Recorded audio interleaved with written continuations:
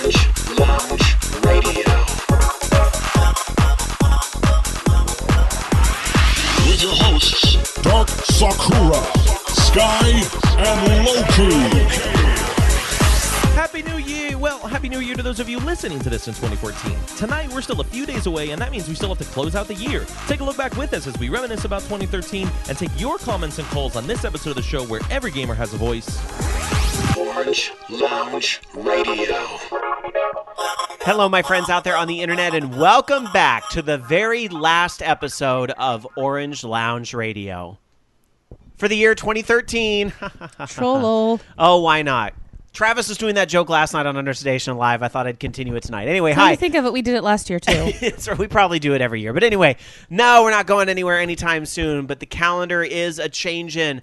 Welcome, everybody, to another episode of Orange Lounge Radio for this December the 29th of 2013, episode number 533 of our show. My name is Rob Roberts, and joining me, as you already heard, say hello to Dark Sakura or Jamie Summers. I'm going to finish this dang puzzle. What are you playing right now? You're playing Me Plaza, so I can get puzzle pieces since a certain somebody who also has this puzzle completed came in. Those puzzles, yes. I that is kind of like my little crack addiction on the 3DS. Like when I'm not, playing a 3DS game or whatever, I like to do the little street passing, collecting the puzzles. You know what's really great for that now is Starbucks. Oh yeah, I go to at least 3 different Starbucks a week now. And you get like 6 people at a time now. Also, I'm gonna steal Alan. Thank you. Alan, by the way, just since it's not video, Alan brought some wine in for our celebratory last episode of the year. Thank you, Alan. We'll see Alan in part B a little later. Jam jar is not bad. This is okay. This is Yeah, it's not as sweet as Frivolo. Sorry, listeners. I know this is not great radio, but We're having wine tasting. I'm having wine, so I'm just am too. I'm gonna sippy here on the wine. Well, while we I have wine and coffee.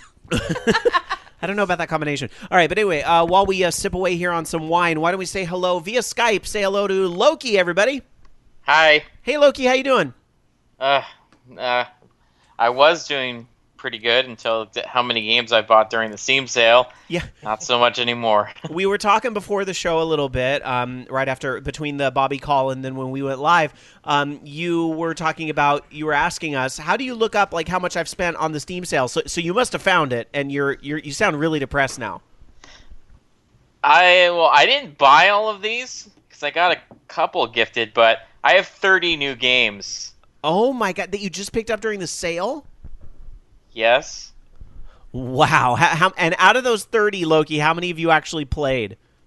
A few, actually. I have played a few. But see, here's the thing. Not all of them were from the Steam sale. Actually, there was one that was part of an indie bundle. And so, 7 of those were, I think actually the amount of money that I've spent, though, has been quite small. For 30 games. So you tend to buy the stuff that's like $2. Yeah. That makes sense. I don't blame you. Well, have you played any of the 30 games that you've actually bought? Yes, I have. And what was your favorite out of what you played so far? The Stanley Parable is pretty good. Yes, it is. Okay, did you get the special the 2 special endings? Where you go visit the other places? Yeah, I got that ending. I've got all the endings, I think. Don't spoil y'all, because I still have to play I'm about, I think, 4 away from beating from all of them, but you also get really random ones, too, so. Yeah. Well, Loki, the sale is through January 3rd. Are you going to try to restrain yourself now, or is it still open season? You're going to buy a bunch of stuff? Well, here's the thing. I'm running out of things to actually buy that I really want. That's the thing. Oh, yeah, just as said in our chat room just now, because we do tape live, of course, every Sunday night at 6 o'clock Pacific, 9 o'clock Eastern, right after the Bobby Blackwolf Show at the Voice of Geeks Network, vognetwork.com. And Fifth Dream in chat says, new sale is up, Loki, get cracking. That's right. It's 6 o'clock, so they just flipped over. So. And for anyone who's interested, I'm opening Normandy. And that's your Animal Crossing town, right? Yes. Has Duke Nukem gone up yet? I've seen it up for a vote, but I haven't seen it actually on sale yet, and I really want it on sale. So, I thought it was part of one of the flash sales, but I don't remember. It might have been one of the ones I missed. If so, I'm going to be really irked because that's one of the games I wanted to get. But Loki, thank you again for the $20 gift card you got me for the holidays. I used that to buy a bunch of trading cards and level myself up to 20. But then I crafted that badge for the snow season or whatever, the snow winter sale badge, and I got an item in there that I sold for like 75 cents. So that paid for like 5 of the cards right there. So yeah, the items I got were crap, so I ended up just selling all of them because it was like, ooh, hey, a football manager background. Yeah, totally awesome. Yay. Some addicting crap though, all that stuff. But yeah, I've got some good stuff on Steam, so I'll talk a little more about that later. Oh, I'm looking it looks like the flash sale right now. Stanley Parable, funny enough, you guys talking about that, and BioShock Infinite, which I'm going to talk about a little later because I finally played it this week. I need to play that. All right, but before we get to that talk, we also have to introduce here with us in studio, say hello to the voice of the show, joining us over the season. I guess it's been about 3 months now, or will be by the time you're... Sure feels like it. But we love having you here. Even though, we've always kind of been 3 people, it's fun to mix things up a little while, and you do great, and you have a great voice. So we always love having here in the studio Jason, everybody. That's me. How you doing? I'm still in a bit of a rush, and I'm trying to get my heart rate back down. Jason literally walked through the door as we were playing the opening song tonight, if not maybe a little bit before. But what's your excuse, young man? You were in the Bay Area. What's your excuse, young man? You have a curfew of 6 p.m. and you got here at 6:02. No, Don't ever be a co-host on Horde House because you will get emails like that. I went to a Raiders game versus Broncos, in my defense. I went to a Raiders game with a coworker of mine, and despite leaving early, traffic and everything else, I timed it perfectly well, actually, all things considered. So you did make it here, but did make it here. I'm sorry you had to suffer through watching the Raiders play. That's unfortunate. It was it's actually my first ever game that I've been to in a stadium football wise. Oh, yeah. I've never been to. I went to the Mile High Stadium as a kid, but for a concert, teenager. But I don't think I've ever seen a football game, high school, college, like anything in a venue before. So it was nice to see. It was a good reminder to find out how hectic things are, especially in the Bay Area. It was fun. It was really interesting. It was really good being able to get out there and do that again. You didn't get shot or shot at. One of them, definitely not. The second one, well, there's a lot of bangs in the arena, but I don't think it was somebody firing a gun. Going to our chat room at live.vognetwork.com. Black Wolf says Jason's excuse is identical to mine. That's right. Football. Yeah, he plays in the football drum line in Atlanta, so exciting stuff. He said he did the show tonight in his uniform. That's how last minute it was. I was like, why don't you have a webcam, Bobby? That'd be hilarious. You and I have seen our share of high school football games. Oh, God, yes, being in the band. I went to an Alabama-Auburn game, which anyone from Alabama, any part of the South will know how big the college football thing is. I fell asleep. I was so bored. Let's see, going to the chat room as well at live.vognetwork.com. Mako asking some questions about Duke Nukem, saying, wait, Duke Nukem Forever? Are you nuts? I just want to clarify. 3D. Duke Nukem 3D.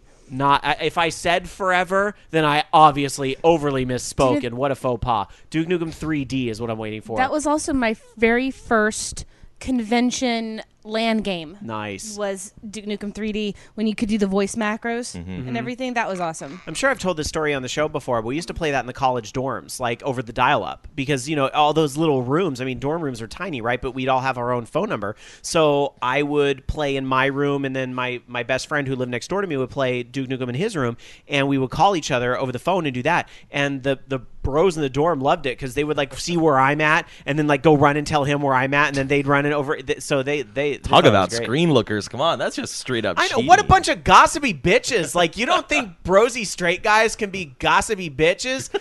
Get Duke Nukem. Get Call of Duty in the mix, and we all understand worst. No offense, but offense. I played. Man, what were my early dial-up days? I remember a lot of Warcraft 2. I know I played Shadow Warrior once or twice with a friend of mine. I feel like we had to have played Duke Nukem. Some game of its ilk at the time. There was definitely another first-person shooter I played a couple times.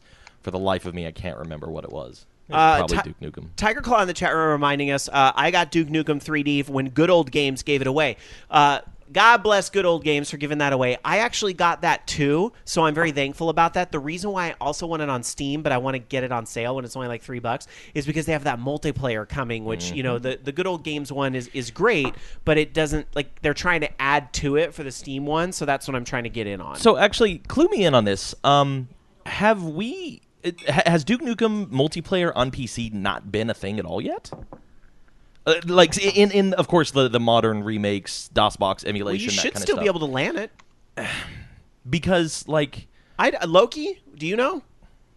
It's just not easy. Yeah, this is not easy. It's not what it used to be. I think. I mean, I don't know. I haven't messed with it. Fifth Dream says Duke Nukem Gossipy Bitches Edition. Because I was going to say that I played a Duke match not long ago, but now that I think about it, that was probably on Xbox 360 after I picked that up. Oh yeah, that was on. And yeah, I guess games of those time were built for like IPX and NetBIOS and all of this other ridiculous out-of-date nonsense that predates, LAN parties in the stable way that they are now. Well, as exciting as it is to talk about a 20-year-old game here on the program, and 28 baud modems. No, hey, we love our retro games. That's part of what we're all about. But I want to kick off tonight with the topic that I'm sure a lot of your favorite podcasts and websites and so forth are getting into on this slow news week, because it is a bit of a slow news week. We had a pretty major holiday happen this past week, and things that people are celebrating, a lot of people traveling. So there was not a lot of gaming news this week. We'll get to what there is in a moment, but this is the time of year where a lot of people talk about what was your top games of the year. So I want to start that same conversation here at Orange Lounge Radio, the top video games of 2013. But a very important difference, what we're trying to do here at Orange Lounge Radio, we want to talk about our, or as the case may be, your favorite games of 2013, meaning there are no right or wrong answers. We're not trying to say this is the list and shut the hell up. We'll do that later in Listless, because that is where we do the scientific list and the way things are.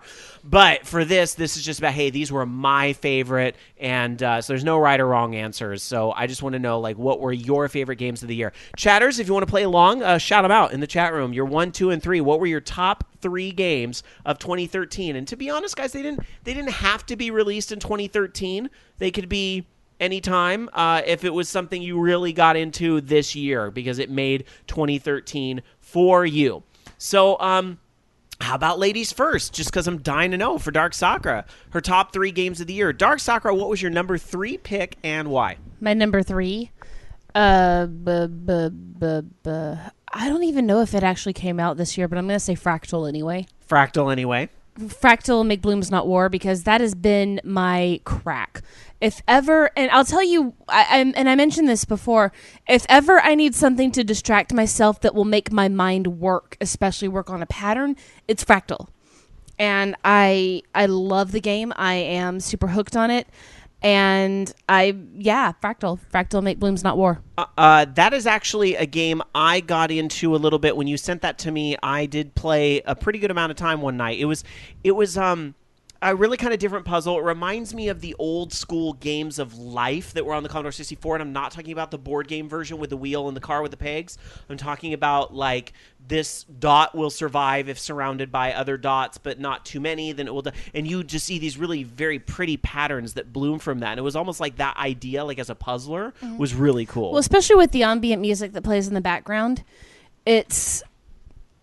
I'm trying to think of the right way to phrase it. Yeah, that's it.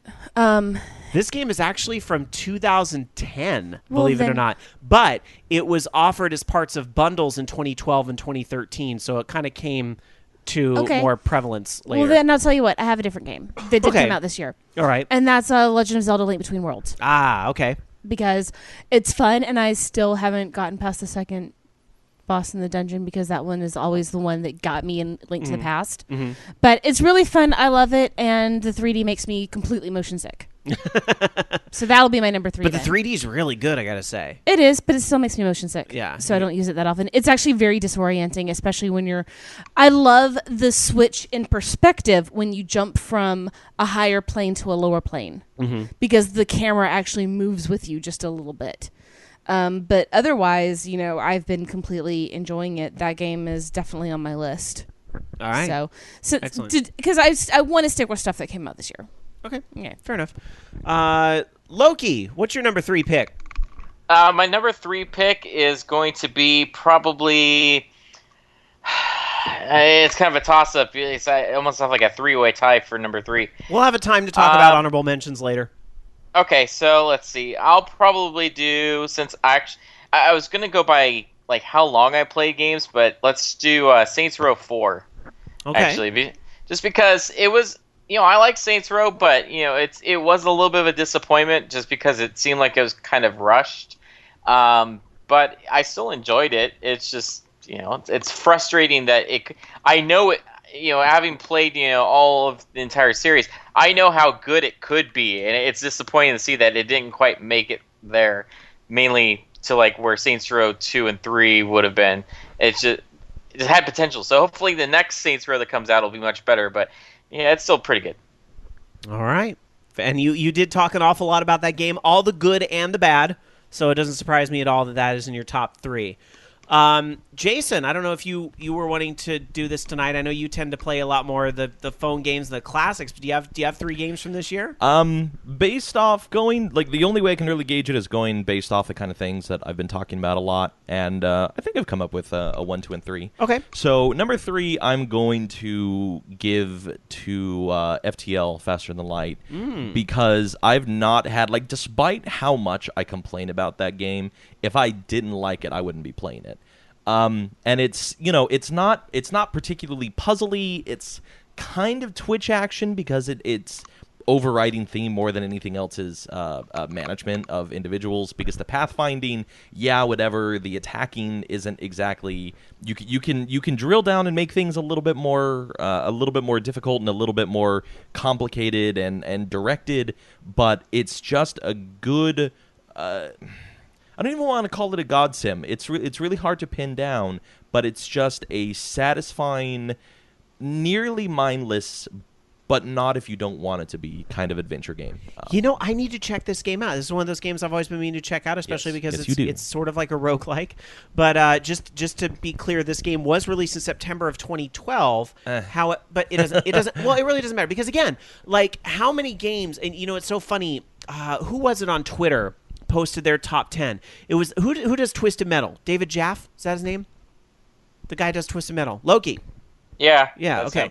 I don't know how to pronounce his last name. He posted like his top 10 of the year, and Sonic Racing, the one that came out last year, technically the one with Danica Packard. Sonic All-Stars Adventure Racing, whatever was in his list, and everybody was like, "You idiot! That came out in 2012. Boo!" But it's like, okay. But there's so many games. I don't like. How big is your backlog, people? Like, there's still games like Stanley Parable. I just said I need to get around to playing that still. I've played less than 25% of my Steam library. So exactly. Mass Effect, I did not discover my love for until like 4 years after the fact. So these things happen. So I just want to make very clear, we're not trying to come up with like some journalistic. This is the best of the best. It's these are our gaming years. Yeah, so and FTL definitely ranked up there quite quick. Although I haven't played it in a couple of weeks. I need to change that. When we get that tweet that's like, why did Jason put a 2012 game on? I'm going to go ballistic. I'm going to say, weren't you listening?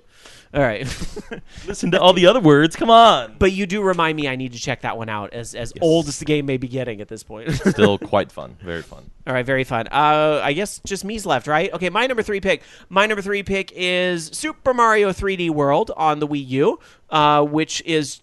God, the Mario games are damn near always like rock solid games. I mean, there's a reason why people eat up anything with Mario in the title because especially when it's like the main series games, the platformer games, they are almost always, without fail, some of the best games to come out for the year. A few exceptions here and there. But Mario 3D World is by no means an exception. It is one of the best of the year. I did not know how a 3D game was going to go over on the Wii U because... it's not in 3D, but they made it work out very well. I love the return of the classic styles of Princess Peach and Luigi and so forth from Super Mario 2. I think the level design is fantastic, and especially later on. It just gets brutal in some of the more secretive stages that come up much later on. The game can just be damn near brutal, and it's an amazing amount of fun with friends as well.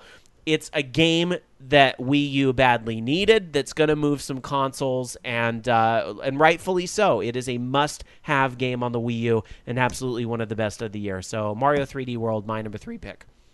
All right. let's get into let's read some number 3s from our chat room. Degenerate Johnny says Dead Space 3, Codeman, Borderlands 2, Tech 2030, Tomb Raider. Let's see, Dark Tetsuya, Unreal Tournament Game of the Year. Found it at Goodwill over the summer and been playing the hell out of it. That works. All right, there you go. Let's get into some number 2 picks. Dark Sakura, your number 2 pick. The Stanley Parable. The Stanley Parable. Because that game sort of snuck up on me, and I'll tell you how I heard about it was actually through a parody. Not really a parody, but it was a response to an email that the game creator had about it. And so he had the narrator narrate the response and the letter about this guy being a major douchebag who emailed about it. It's like, why did you say Stanley so many times? Like, well, the game is about Stanley, and blah, blah, blah. So anyway, so it was pretty. So once I saw that, I was like, okay, I have to play this game. So I downloaded it. I paid full price for it on Steam at the time. It was worth it. I've totally enjoyed it, and I try to sparse out my playing through it because honestly, I still get really motion sick with first person games. But I really just enjoyed the really bizarre sense of humor that went into making it, and I love the narrator. I just sort of try to do stuff now to spite the narrator, and it's so fun. So the Stanley Parable gets my number 2. When you have like a little sarcastic antagonist / protagonist / do I root for this bad guy or not type character like you had in Portal for sure, I notice you tend to love those types, as a lot of people do. Yeah. So that doesn't surprise me at all. I like games that are mockeries of other things. I'm a big fan of satire, and it seems to me that a great deal. I mean, well, hello, I like Homestuck, so. But, I mean, I like anything that is both a satire and homage to a genre. So I've been having a good time with the Stanley Parable, and I think that it's something that if you haven't played yet, you definitely need to play it. Act Deft in our chat room saying, playing the Stanley Parable makes me kind of anxious, but it's so good. It really is good. It's such a great game. And I just want to send a message to. We should get the narrator from the Stanley Parable to do a bumper for us. If they would, I would love that. That would be amazing for the VOG network. It would be cool. Orange Lounge Radio asked me to do a bumper, and I said, "Well, sure." Excellent. Who's up next? How about Loki? Loki, what's your number 2 pick? My number 2 is going to be BioShock Infinite. It was a great game, and had a lot of moments in it where it was just very awe-inspiring, I guess. And the ending was it was very satisfying, I guess. So definitely BioShock Infinite for number 2. I like games that have moments. Mm-hmm. The very beginning, I mean, you don't even have to wait that long. Just within like the first 2 minutes, it's just like, whoa, that's pretty powerful. Well, I didn't want to get into my gaming week too much. I was going to save this for a little later, but I will say I did finally jump in and play BioShock Infinite for the first time this week. I was lucky enough to get it as a gift on Steam, and I was like, all right, it's about freaking time I finally played this game. And I was blown away by the graphics. They are so good, and the atmosphere of the Columbia it's fantastic. Like, I played the first BioShock and I was like, oh, this is all right, and I see why people are into it, as the more the story unfolded and so forth, but this one just I not to be crass, but it had me by the balls from the very beginning. It was so good, and the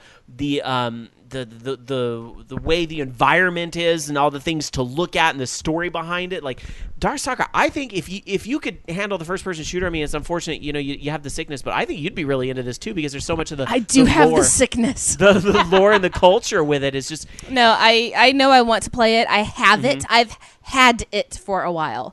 So I definitely want to. It's just. And there's some very uncomfortable things. I know some of you guys have probably heard about the controversies in the game and so forth. There's some very uncomfortable things in there about America's Alabama. history. I can deal with it. I know, but it's just it's done in a very very tasteful way for a story that pushes it forward without it being like shocking, if that makes sense. I mean, it is shocking. It seemed really realistic to me. Yes. I mean, if you've ever looked at any photos from America's history, or even not just America, but other places in the world, it's something that it's very period specific. So unfortunately, it didn't make my top 3, probably because I got into it too late in the year, but it would definitely be one of my honorable mentions, a late add to my list. But anyway, Loki, not to derail what you were saying, but it's just I had to get that out there that I played it this week, and I was so in love with it. It's great. Okay. All right. I know. Do you have anything to add, Loki? Nope. Okay. Nothing.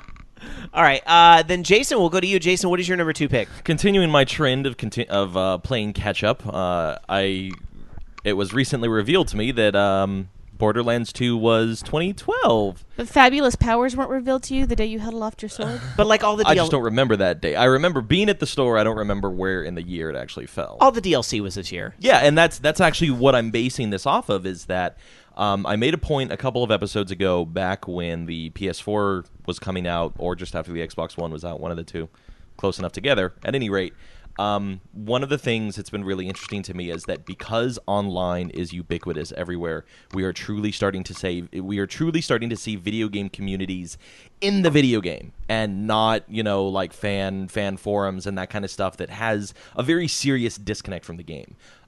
Because I keep wanting to say BioShock, because we were going on and on about that, and I want to play that too. Because Borderlands is multiplayer and has a lot of work put into it to make sure that the experience of playing together is good, not to mention the randomness of the loot and the DLC and the keys that Shift gives out, and everything else that's going into that game. There are a lot of video game communities, but Borderlands 2 is the first one that I know of that's console specific, that's putting in a lot of work into maintaining original content and the health of that community at large.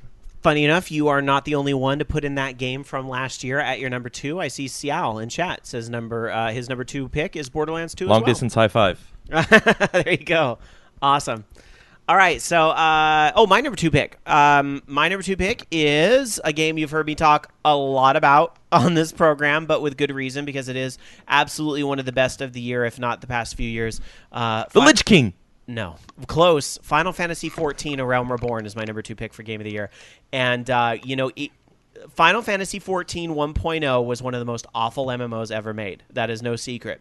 So the fact that they were able to bring in a new producer who has worked utter magic with this, because not only was he able to take, not only did he make a great new MMO that was very competitive, that had a lot of the great stuff that we love about World of Warcraft and Guild Wars 2 and other MMOs that are out there on the market, but, kind of put the Final Fantasy brand on that and even push it forward a little bit. The fact that, he was able to do all this and back the car into the spot, so to speak, of, but we've got to make sure 1.0 kind of continues into this, and the things that everybody started in 1.0 have to carry over. That was a miracle in gaming that they did with that game. It's gorgeous to look at, it's fun to play, and it is probably going to be one of the best MMOs of this decade, because if you think about it, World of Warcraft still have a great love for that community. I'll love that game. I canceled my account this week, I'm sorry to say, because I just, I've been paying for 2 MMOs. Final Fantasy XIV Realm Reborn's where it's at for me right now, and WoW is an 8-year-old game. End of an era. Running on that engine. It is in a way. It is in a way, and I feel... I don't even think that the new expansion is going to be enough to make me want to go back. It's one of those, I'll check it out, but we'll see. And it's just, I'm so excited about like a lot of the stuff that's going on in A Realm Reborn right now, especially with the latest patch and so forth. It's just like, I think it is kind of the end of an era, just as, and to be fair, before the angry Blizzard mob comes at me with their pitchforks and torches, just as when I left Final Fantasy XI to go to World of Warcraft, that was the end of an era. It's just, this is what's next. The pendulum has swung, and now we're on the other side. Did I mention the soundtrack is so flipping good? Unless you get tired of listening to the Chocobo music the whole time. I might have actually been playing Final Fantasy XIV right before this very show tonight, and I was running a Titan kill, which those of you that have played the game know you have to kill the... I'm not even talking about the level 35 one. I'm talking about the one... that's the one I'm on right now. The one at level 50? Oh, my God. Oh my God, look up a YouTube of the fight. It's crazy. And the music is like this rock song that's like... It's like death metal that plays in the background. And it's like your heart is beating so fast. Like I know Alan could probably hear me from the other room. Like every time I got hit with something I shouldn't have, it's like, fuck, motherfucker, piece of shit, god damn. It's just like I have Tourette's or something sitting there playing this game, but I'm just like that into it. And I was playing with a fun group of people. Funny enough, Darlena, who's one of the hosts over on All Games of I'm going to mess up the name of the show. I'm so embarrassed. Cat and Fox, I think she's one of the hosts of that show. I was playing with in a group, and we were having a lot of fun. So and I helped one of their friends get a Titan weapon, Relic +1. So that was good. But that anyway, was half the fun with Final Fantasy 11 was changing up the music because you could kind of mod it a little bit and add your own tracks and where different songs were. So I had Otherworld from Final Fantasy 10 as my fight theme the entire time, or Smack My Bitch Up from Prodigy, depending on if I was on party or not. And then what was it for the Chocobo theme? It was Falcor's music from Neverending Story. So that made the game even better. SSU100 Matt in our chat room at live.vognetwork.com says, you kept wondering what would be the WoW killer for many years. So do you feel that Final Fantasy XIV killed it, or did WoW kill itself? I don't think WoW is dead by a long shot. Are they hemorrhaging subscribers in a way? Yes. But are they still the biggest MMO 4 times over? Absolutely. And there's still a great community over there. I may be finally tired of the game. So in that regard, yes, WoW is killing itself because it's not innovating fast enough. That's the problem, is that, now everybody's sitting here going, we are done with Pandaria, and we are ready for that next expansion. Oh, you just announced it. Oh, it's going to come out in maybe 6 months. This is Blizzard's biggest problem right now, and I don't know if it's because they're spreading themselves out amongst 5 games or whatever, but they're moving too slow. And I know Blizzard has a reputation of it will get out there when it's done, and when we rush things, something like what happened with Diablo 3 will happen, and I understand that. But you look at something like Hearthstone as well. Hearthstone is a great game. It is moving too slow. Why is that game still in beta? Why? They're still balancing things? Really? It is moving too slow. It is time to open up that beta and just launch the damn game. If you have to still balance some cards, is it really that big of an issue because most MMOs out there still need fixing? I mean, it's not.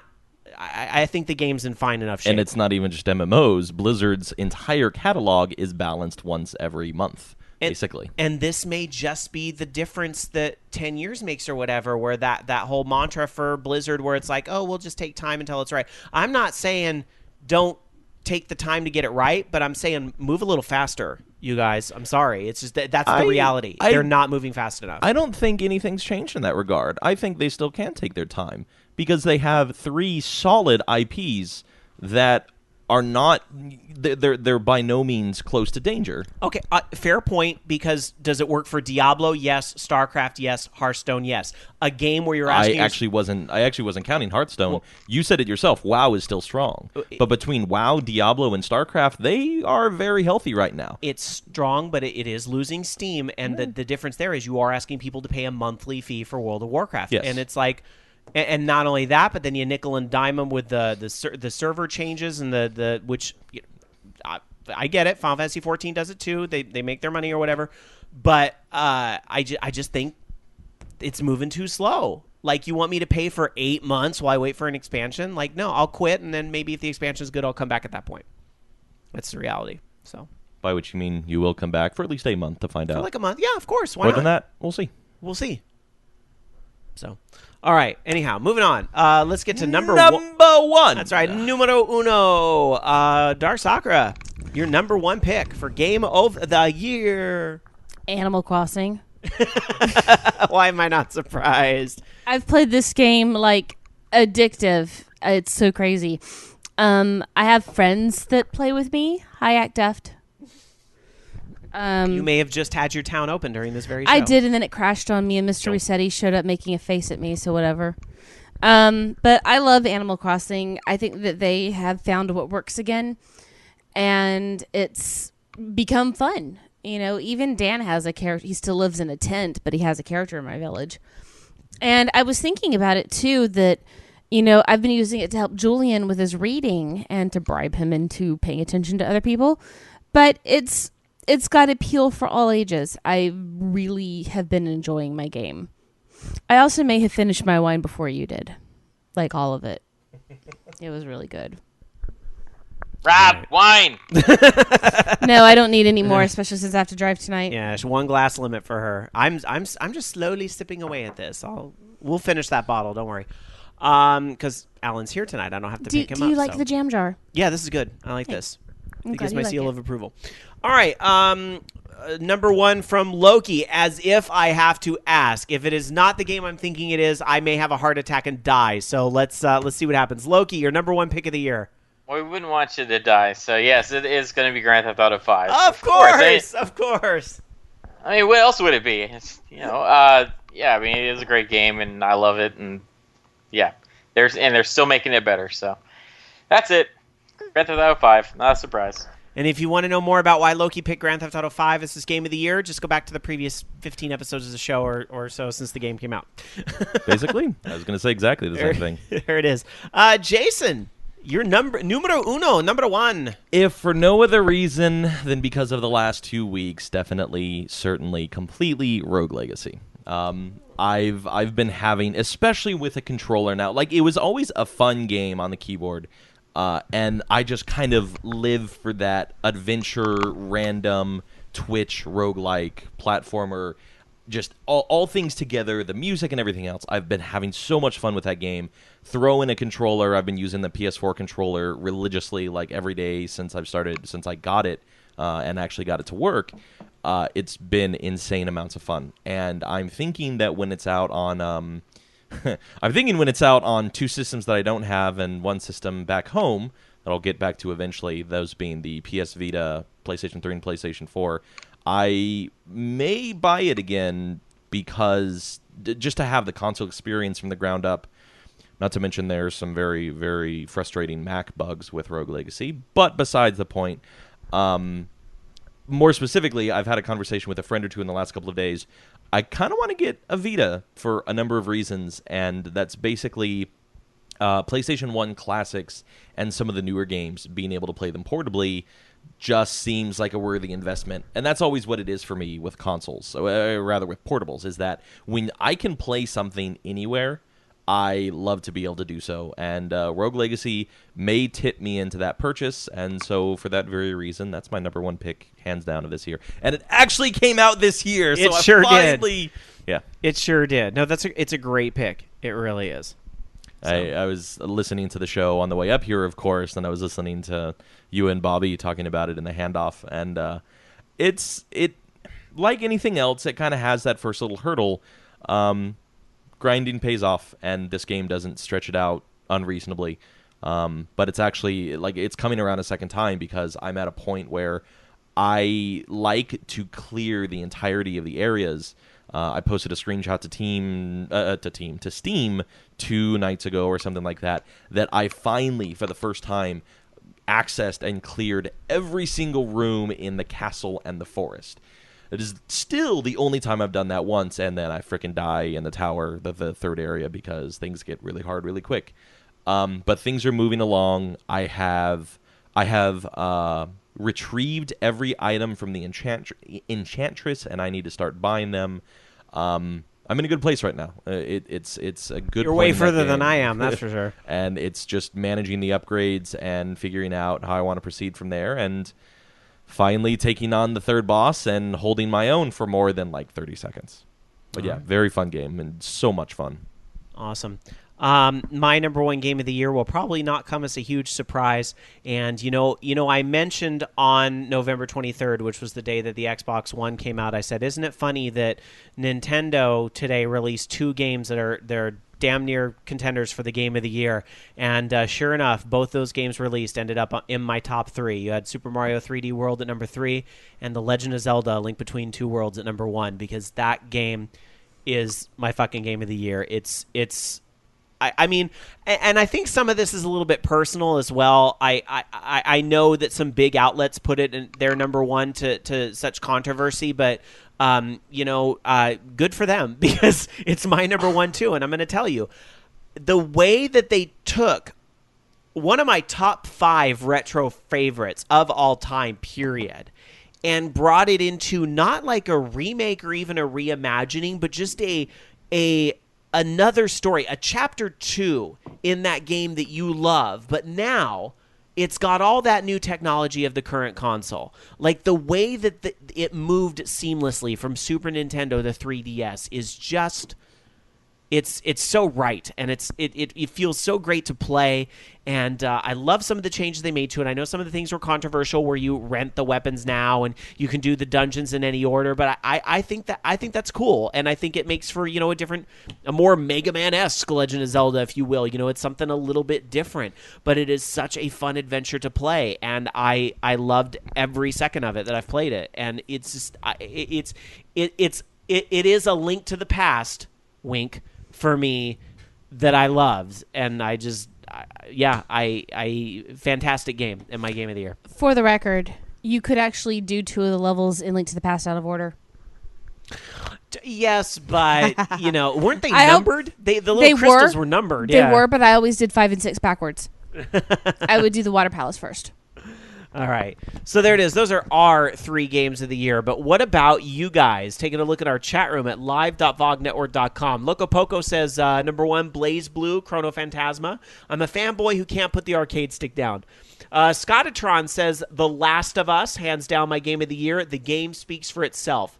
Tech 2030 says, Tales of Cilia. For sure. I clocked in like 50 hours in that game, and I'm about to go back in for a second time. Let's see some other number 1s here in our chat room at live.vognetwork.com. I think I got mixed in with the number 2s here. There were a bunch of people that did theirs in bulk at the start of all this. Yeah, that's where I got to. SJ100 Matt agrees. Grand Theft Auto 5. Degenerate Johnny says Dark Souls. Codeman says Super Mario 3D World. And Dark Tetsuya says Super Mario 3D World. So there's a sampling of some of the answers there in our chat room at live.vognetwork.com. Open forum for a minute. Honorable mentions. Some games that didn't make your top 3, but they really they deserve a shout out here as well. Jamie. I'm going to say the stupid Pokemon. Just because it was the first ones that I actually wanted in a while, and I'm having fun with it so far. It's cute. It's Pokemon. Mm-hmm. I like roller skates. I don't like that every time you accidentally bump into a chair, you sit on it. But other than that, I'm not too frustrated with. And I also don't like the 50,007 Pikachus. 57,000 Pikachus. But I wanted a Pikachu. That's the one that people want. So why not give it to them? All right. And then you see nothing but Pikachu for another year. So. True, and that's all that's in the world trade. Loki, you mentioned you were trying to decide between a few games there. What are your honorable mentions? Let's see. Far Cry 3 Blood Dragon. I just bought that. It looks pretty odd. Yeah, I bought that too, and then I was like, I have to do Uplay. I forgot about that. And then let's see. The Stanley Parable probably be another one. I don't know. That's pretty much it. Jason? Because I couldn't find a place for it in the top 3, and just because despite how deep it goes, I'm kind of surprised that I bumped it out of my top 3, but considering everything I've talked about, obviously Papers, Please is the honorable mention that I would have loved to put in my top 3. It's on my list, and I hear so much good things about that game. Like I was gifted a copy of that, too, by a kind person. My Steam backlog is so big, I'm going to cry. Tears of joy, but I'm overwhelmed. It's a good problem to have. It is a great problem to have. I have like half my library I can't even play because I don't have Mac ports. But I have another game. Little Inferno. You were talking a lot about that game when it first came out. I remember that. I mean, it's worth a playthrough at least once. Mm-hmm. The combos are hilarious. Mm-hmm. But once you get past that, it's sort of like weird. But it was really fun. I liked it. Oh, and Limbo. Limbo was fun. I just want to note for some honorable mentions I have as well. I don't know if you have some extras, Jason, but some honorable mentions I have as well. I think the first half of this year was usually the first half of the year is not as strong as it was this year, but we had some great games just in the first 3 months of this year. But don't forget games like Ni no Kuni was a great RPG, as much as we have fun with Bobby Blackwolf, kind of teasing back and forth with that. Ni no Kuni was a great RPG, beautiful style, beautiful soundtrack to that. Great game. I love Ni no Kuni. BioShock Infinite would definitely be an honorable mention for me as well. We just talked about that a minute ago. Tomb Raider, which hasn't come up yet, but that game was phenomenal. And is making a lot of people's year-end list, and with good reason, because it was so great to finally. It's like you play a game like Tomb Raider, and you're like, yes, this is the Tomb Raider I wanted to play. This is great. Tomb Raider is definitely and it looks gorgeous. And I, for one, I'm kind of excited about the PlayStation 4 and the Xbox One version. I mean, yes, it's a little weird to have a remake of a game that was just out, but at the same time, it's like with even more power. I'm really excited to see like what they're going to pull off. So I loved Tomb Raider. I do need to add another one on my list too. Skullgirls. Oh, of course. For fighting games, that one was really fun. So. Of course. Jason, any others? I didn't mean to cut you off a minute ago, but Hotline Miami. Oh, good which one. I haven't put enough time into. Mm-hmm. I just bought that for Dan because it was $1. More things to throw out in the chat room here. Let's see. Some honorable mentions. Dungeon Buster says Metal Gear Solid: Revengeance, Tomb Raider. Tech 2030 says Ni no Kuni, Tomb Raider, Crysis 3, Bioshock Infinite were all first 3 months. Yeah, it was crazy. Ciao says Pokemon XY, SteamWorld Dig, Team Fortress 2. There's still a lot of people. Hey, there are still a lot of people playing that. Awesome Unicorn, Guacamelee. Brings up Guacamelee is great fun. And Dark Sakura, you mentioned you just bought that. I did. I haven't played it yet, but it was cheap. I'm waiting for it to be for when I get my PlayStation 4. I believe that it might be Guacamele. What did I say? Guacamole? Guacamole. Guacamele. Degenerate Johnny says Shadowrun Returns and Baldur's Gate Enhanced Edition. There you go. SHA 100 Matt, Don't Starve, Poker Night 2, Pokemon XY, and DuckTales Remastered. Oh, yeah. DuckTales was, as much as the cutscene thing bothered me, it was still, the game was a lot of fun. Mm-hmm. Yeah, and the new level was frustratingly hard. I have another game that is definitely an honorable mention. Wasn't? Not really. Vesuvius was crazy bad at at it, though. This is because of my heart. Namco High. No, seriously.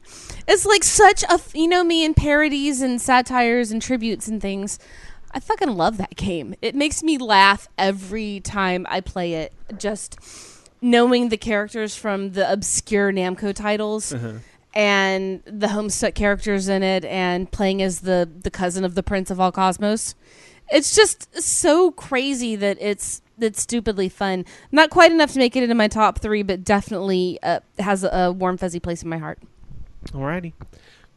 All right, well, good discussion. Lots of great games. This was a very good year for games. And on top of that, you get 2 new consoles, and I'm sure, they're going to really start to roll out some of the heavy hitters, next year and the year after. We already know that because of the delays, unfortunately. Sure. Next year is going to be a great resurgence. I can't even say a resurgence for console gaming, but that's the way that it feels. It's like everything has kind of been, the late age games have been coming in at the mid and end of the year, literally the end of the console life. Right. But next year is just there's gonna be a lot of heavy hitters really quick next year. Oh yeah. It's gonna be all of our poor wallets collectively. Yes. Well, you have things, and on PlayStation 4, you have, what was that, The Order, the one about the wolves and all that looked really cool that they were shown at E3. And then you have Infamous Second Son is next year as well. And, there's a lot of great stuff on PlayStation. Drive Club finally coming next year. Xbox One has the Quantum Break, which look great. The new Halo, is going to be the holiday thing next year.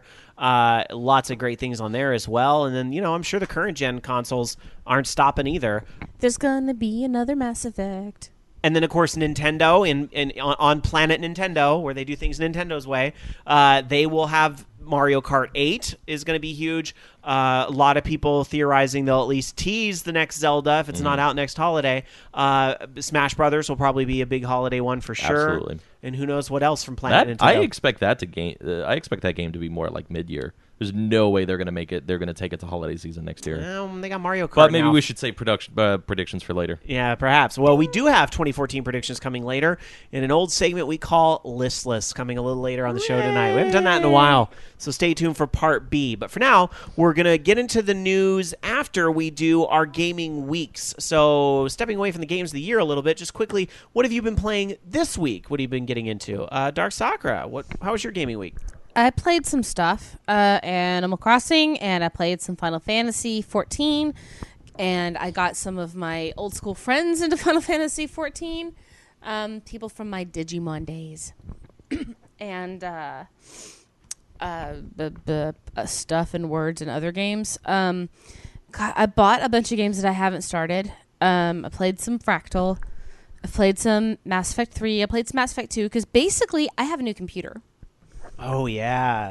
That was your holiday gift, huh? Not really the computer. The guts in it are new. The case, the motherboard, the processor. The only things that we carried over from my old computer were my graphics card, my power supply, and my hard drive. Because I already have a 3 terabyte external storage as well. So my new computer is pretty hardcore. For me, it does what I want it to.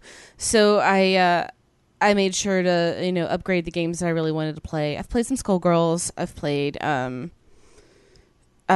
I reinstalled Dragon Age 2 and Dragon Age, and I'm working on modding them right now. And Skyrim was in the middle of installing when I left the house. Have fun with that. With my new processor and everything, the installs they don't take long at all because first of all we have our own router, so we get better speeds with our router and everything. And then my computer's so fast now and then Dan just took all the old guts and threw together a new computer because we had the extras. He's like, let's give this one to my mom. There you go. That's what he said. So I've just been playing just random things really, and more Namco High because that game is crack. All right. I think that's it. Loki, how about you? How was your gaming week? Well, I bought a lot of things. I played a few things this week. Actually, surprisingly enough, not Grand Theft Auto 5, and that's kind of surprising because they had their holiday thing where they had it snowing and everything and just didn't get a chance to play it. That's because buried under cores right now. I played Duke Nukem Forever, and it was terrible, unfortunately. It kept crashing every single level. It would crash every single level. So after about 7 levels, I said, fuck it, and I uninstalled the game. I'm done with it. It's not good in any way. It's absolutely terrible. It's not what a Duke Nukem game should be. There's no point to it. It seemed like they were more fascinated with, hey, what kind of interactive things can we make? All right, cool. Look, we made all these light switches and shit you can do that you don't really need to even mess with. And then the game's just very basic looking. It just looks old. I don't know how to really describe beyond that. Other things I played a little bit of a brand new game I bought, Super Amazing Wagon Adventure. Now, it's an indie game, and it's kind of cool. It's a cross between almost like 30-second hero and like a shooter and the Oregon Trail. So you're in a wagon like the Oregon Trail, and it's like day one you've encountered some wildlife, you go hunting, and so your actual wagon's just shooting out bullets, and you have to kill these things and avoid hitting the animals and stuff, and you collect meat that way, and it just keeps popping up different random little mini games almost, and it's just ridiculous. It's a lot of fun and pretty cheap. So I played that. I played through the Stanley Parable, and quite a bit through that. I think I've pretty much finished the game, and I've gotten most of the achievements so far, aside from some of the ridiculous ones, like where you have to mod your date on your computer and stuff. And then let's see, I played a little bit of what is it? Oh, Just Cause 2 multiplayer. A little bit more of that. That was kind of fun. I tried Proteus, which is kind of a very retro-looking 3D first-person, I don't know, art game, I guess. There's not really a point to it, but I was just showing it to Josh because, I wanted to show him a game that wasn't scary, I guess. And so he dug that a bit, and it was neat. I mean, I don't know. It's very short. And I think actually that's it. All right. Sounds like you definitely were dipping into some of that stuff you bought on Steam. So you weren't wasting money. So yeah, I was going to say, real quick, I was just going to run down what I've picked up from Steam. Uh-oh. Well, it is a 3-hour show. It'll be quick. It's only 30 games. No. Sequence, Dust and Elysian Tale, Bionic Commando, Far Cry 3 Blood Dragon, Don't Starve, Terraria, was it Left 4 Dead 2 because that was free. Operation Flashpoint Red River, Fuel, Overlord 2, Overlord, Operation Flashpoint 2 Dragon Rising, Clive Barker's Jericho, Damnation, Super Amazing Wagon Adventure, Super Hexagon, Bionic Commando Rearmed, Rise of the Triad, the new one, Cube, Gateways, Drawstick Man Epic, got Half-Life Source, kind of as a gift, La Mulana, Blockland, Ballpoint Universe Infinite, Retrograde, No Way to Love 2, De-Evolution, Final Fantasy VII, The Stanley Parable, The Orange Box, and then finally, actually from last week, Duke Nukem 3D and Shadow Warrior. Jeez. Yeah. It's a good haul. All right. And it was only $60. So averaging about $2 a game. Yeah, that's, you know what? That's, considering that's the price of like one new Xbox One or PlayStation 4 game, that's doing really well for yourself. That's hours and hours of entertainment, so why not? And supporting a lot of indie games in there too. All right, my gaming week will be quick because I pretty much already talked about the big new one, which is BioShock Infinite. If I may, I also did buy Dust. Oh, did you? Yeah, I did. Okay. I did also play, besides just BioShock Infinite, I did some virtual consoling on the Wii U because nobody told me that Legend of the Mystical Ninja had come out on the Wii U.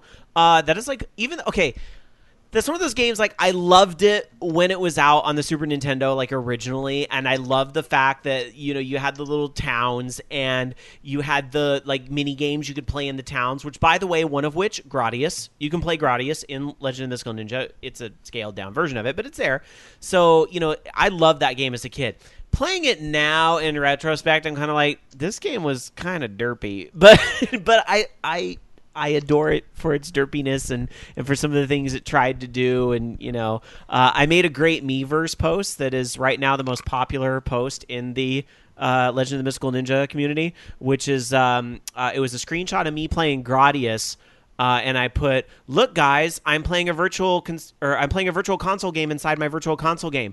It's Virtual Consoleception, Horn. It's got like 25 likes. So my Miiverse moment it's got of fame. 25 yes, or whatever it's called. So that's fun. But yeah, how about 55? for the well, this is funny because for the first time ever, I finally got the joke in the game where there's a quiz show game that you can play where it asks you questions about the game in the first couple stages to see if you were paying attention. And one of the questions is like, how many legs does the boss have? And the answers are none, 2, and 573. And for the longest time, you know, you think, oh, 573, that's silly because it's a big number. Nothing has 573 legs. But now looking back, you're like, oh, get it? And yeah, which if you didn't know. Thank you, Konami. 573 in Japanese. If you abbreviate some things and kind of say it aloud. It's kind of, you have to kind of take some liberties, but it is Konami, basically. It'd be Go Nana Mi Mitsu. Yeah. So there you go. But yeah, you have to take some liberties, but that's why Konami's kind of always married with the number 573. So there you go. Let's see. I think that was about... Oh, then I also played Castlevania, because that came out on Virtual Console a few weeks ago, and I just never picked it up until now. And yeah, that's between that, BioShock Infinite, and Final Fantasy 14, that was a week. So there you go. Last but not least, Jason, your gaming week. Mine was pretty simple, too, but I'm not nearly as expansive and elaborate as Rob, so it will take probably a quarter of the time, if not less than that. I also really like to talk, and I've been drinking, which makes me more rambly. Mm-hmm. So just... You chatty bitch. Yep. I sent out a couple more gifts right around Christmas for various members. Miss DDR Angel, friend of the show from... Many years ago. Haven't heard much out of her, but I saw something on her wish list. Oh, I still talk to her. She's still around. Oh, yeah, she's certainly. on Steam, and I just added her on 3DS a couple days ago. I don't know if she's an active listener anymore, because I think she's just kind of... Just not in the chat. Yeah, but she does have a very neat blog called The Eco Maker. Yes. So check it out, people, because if you're into... doing DIY things on the cheap. Well, they were, and I don't think she would mind me repeating, they were having some hard times a few months ago, and so, you know, they were really thinking like, you know, how can we do some things shortcutting? So a lot of great ideas in this blog on how to do it on the cheap. Mm-hmm. So yeah, it's a good blog. Anyway. Amusingly enough, I don't even remember what I sent her, but There was something at a good deal, and I saw that it was on her wish list, so I jumped on it and sent it her way. Speaking of which, you should open your present. I should open my present. We'll have a live unboxing, a live unpresenting. Apparently, I'm finding out that apparently roguelikes are my favorite game, because Loki also sent me Super Wagon Adventure, which I need to actually play at some point, and I picked up Electronic Superjoy. Neither of those are being roguelikes, but I cracked open Doom RL, which is the Doom roguelike.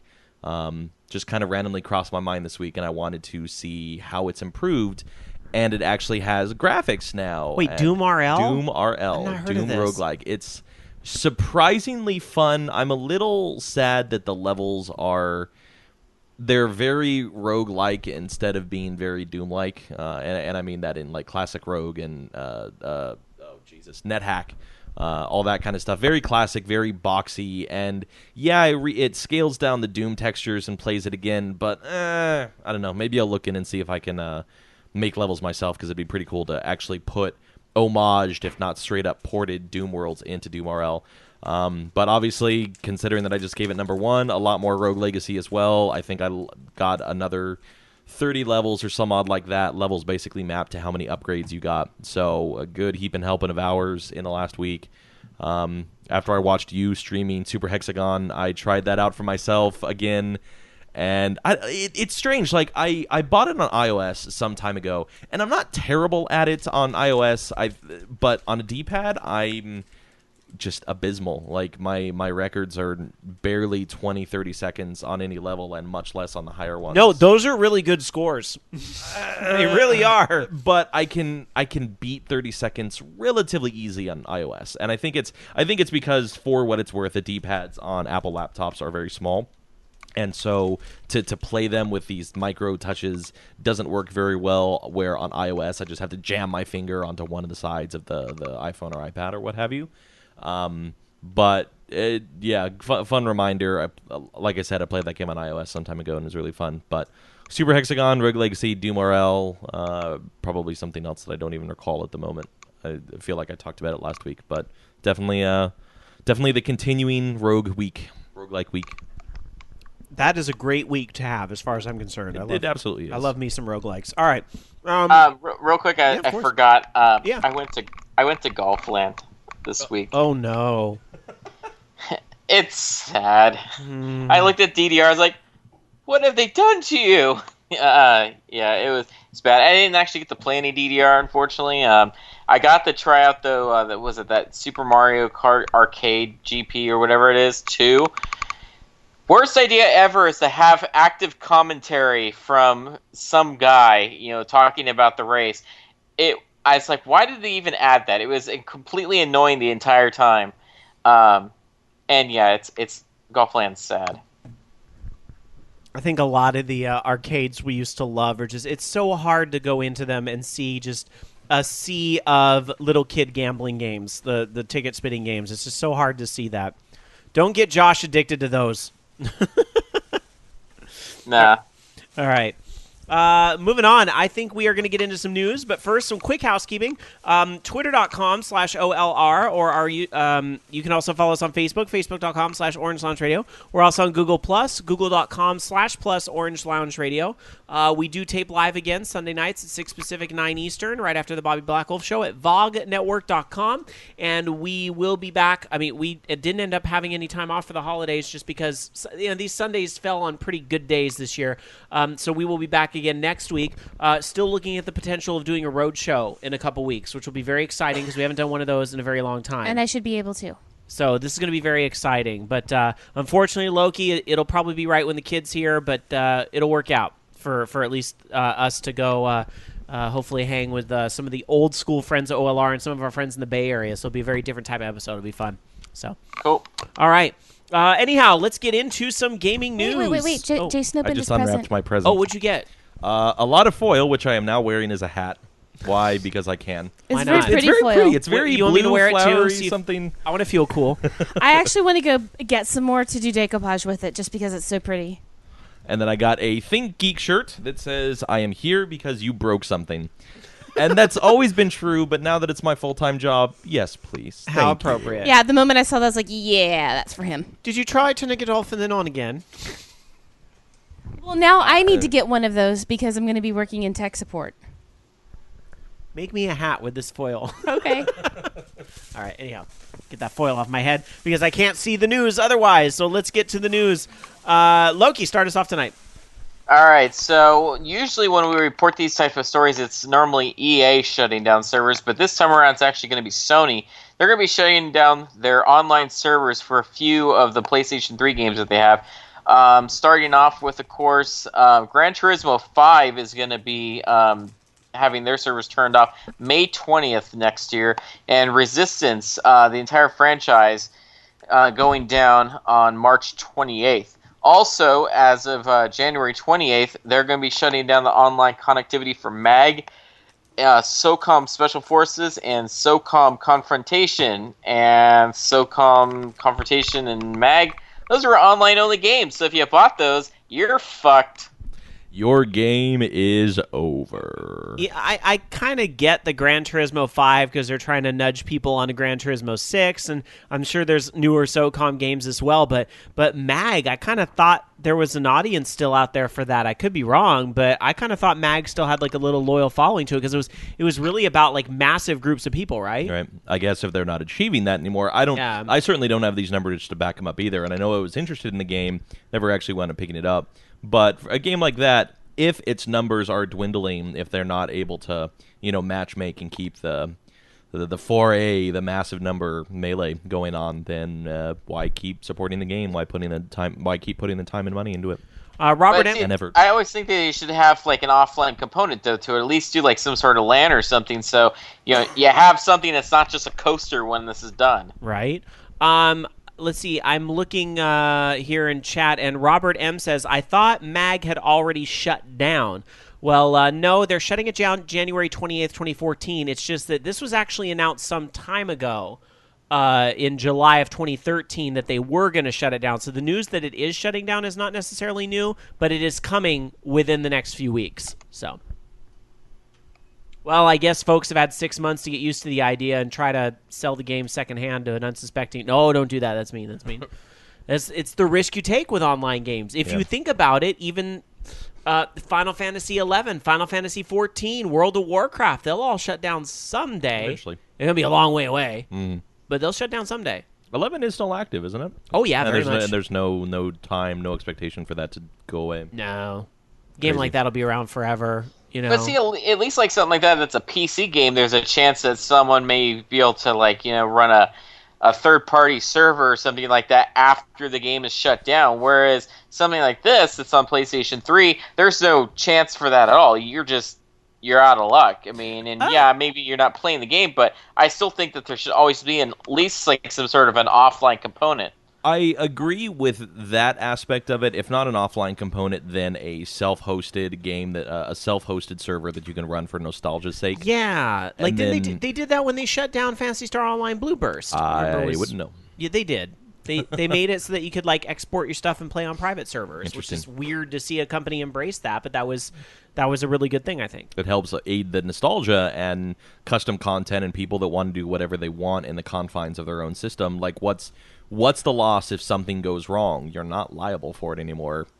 Maybe not to the letter of the law, but certainly with all practicality, this game's done. You're not affecting anybody else than the people that you invited to come play this game with you. But for nostalgia's sake, being able to continue to play the game, revisiting old gaming memories, that would be a good thing for MMO makers to adopt and continue to do. Mm-hmm. And considering, too, that eventually, I'm assuming, I don't know if they're going to carry on the SOCOM brand to, like, PlayStation 4, but, you might want to, have some of that stuff still available to play so that, people might know what SOCOM is when the PlayStation 4 version comes around. Unless it is truly a franchise that they're going to sunset. I mean, we don't know. That could be happening. So, all right. Well, we shall move on with some more news. Jason. This week, Notch just left a post-Christmas dump in your New Year's wishes and dreams in claiming that despite the build-out of Minecraft, that there are currently no plans for a Minecraft on the Wii U.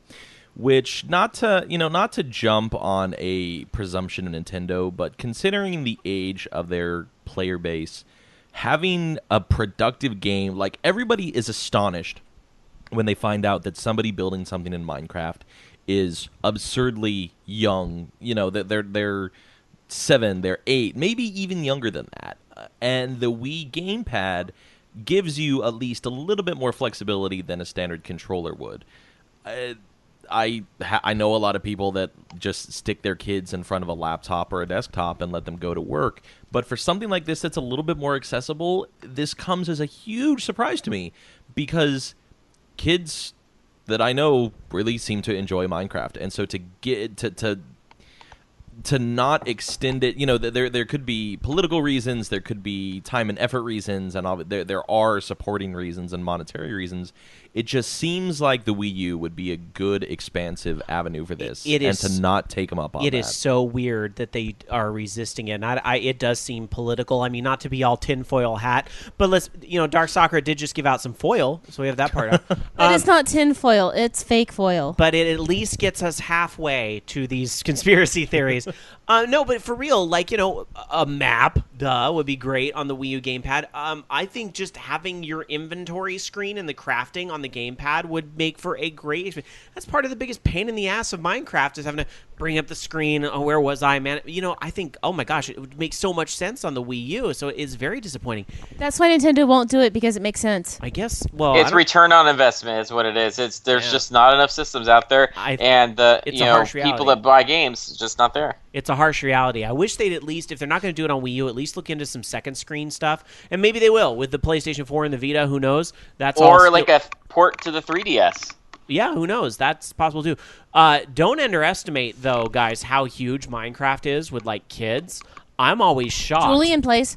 I'm always shocked at how many people I know with kids, and they're like, "Oh yeah, my kid plays Minecraft." And it probably needs not be said. Not only just the kids, the whole freaking family. Well, yeah. No, for real. But I'm just saying, there are a ton of people that play Minecraft. Yeah, absolutely. It is pretty astounding what that game's accomplished. There's a buddy of mine that runs a private server and has Bucket and all the mods, and there's a IRC room that we congregate in, and so he runs a plugin that bridges the conversation in Minecraft back to IRC two-way, and this wouldn't exist on a console, of course.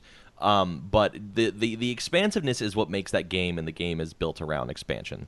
Or surviving, if you play survival, of course. Or building stuff. Expansion. Like me. Yeah.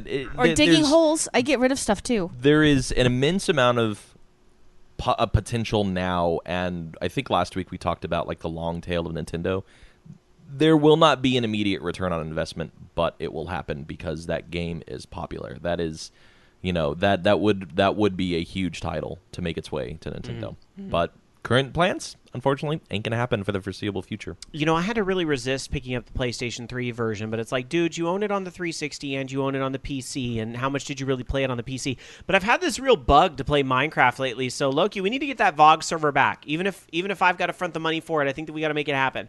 So we can do it, and you don't need to front the money for it. I just haven't gotten around. I'll do it. I'll get on it. Yay! All right, excited. It doesn't have to. Christmas miracles happen again. Even if you bomb the server and start new, and maybe as a easy mode monsters thing where there's some challenge or something against, I think that'd be great.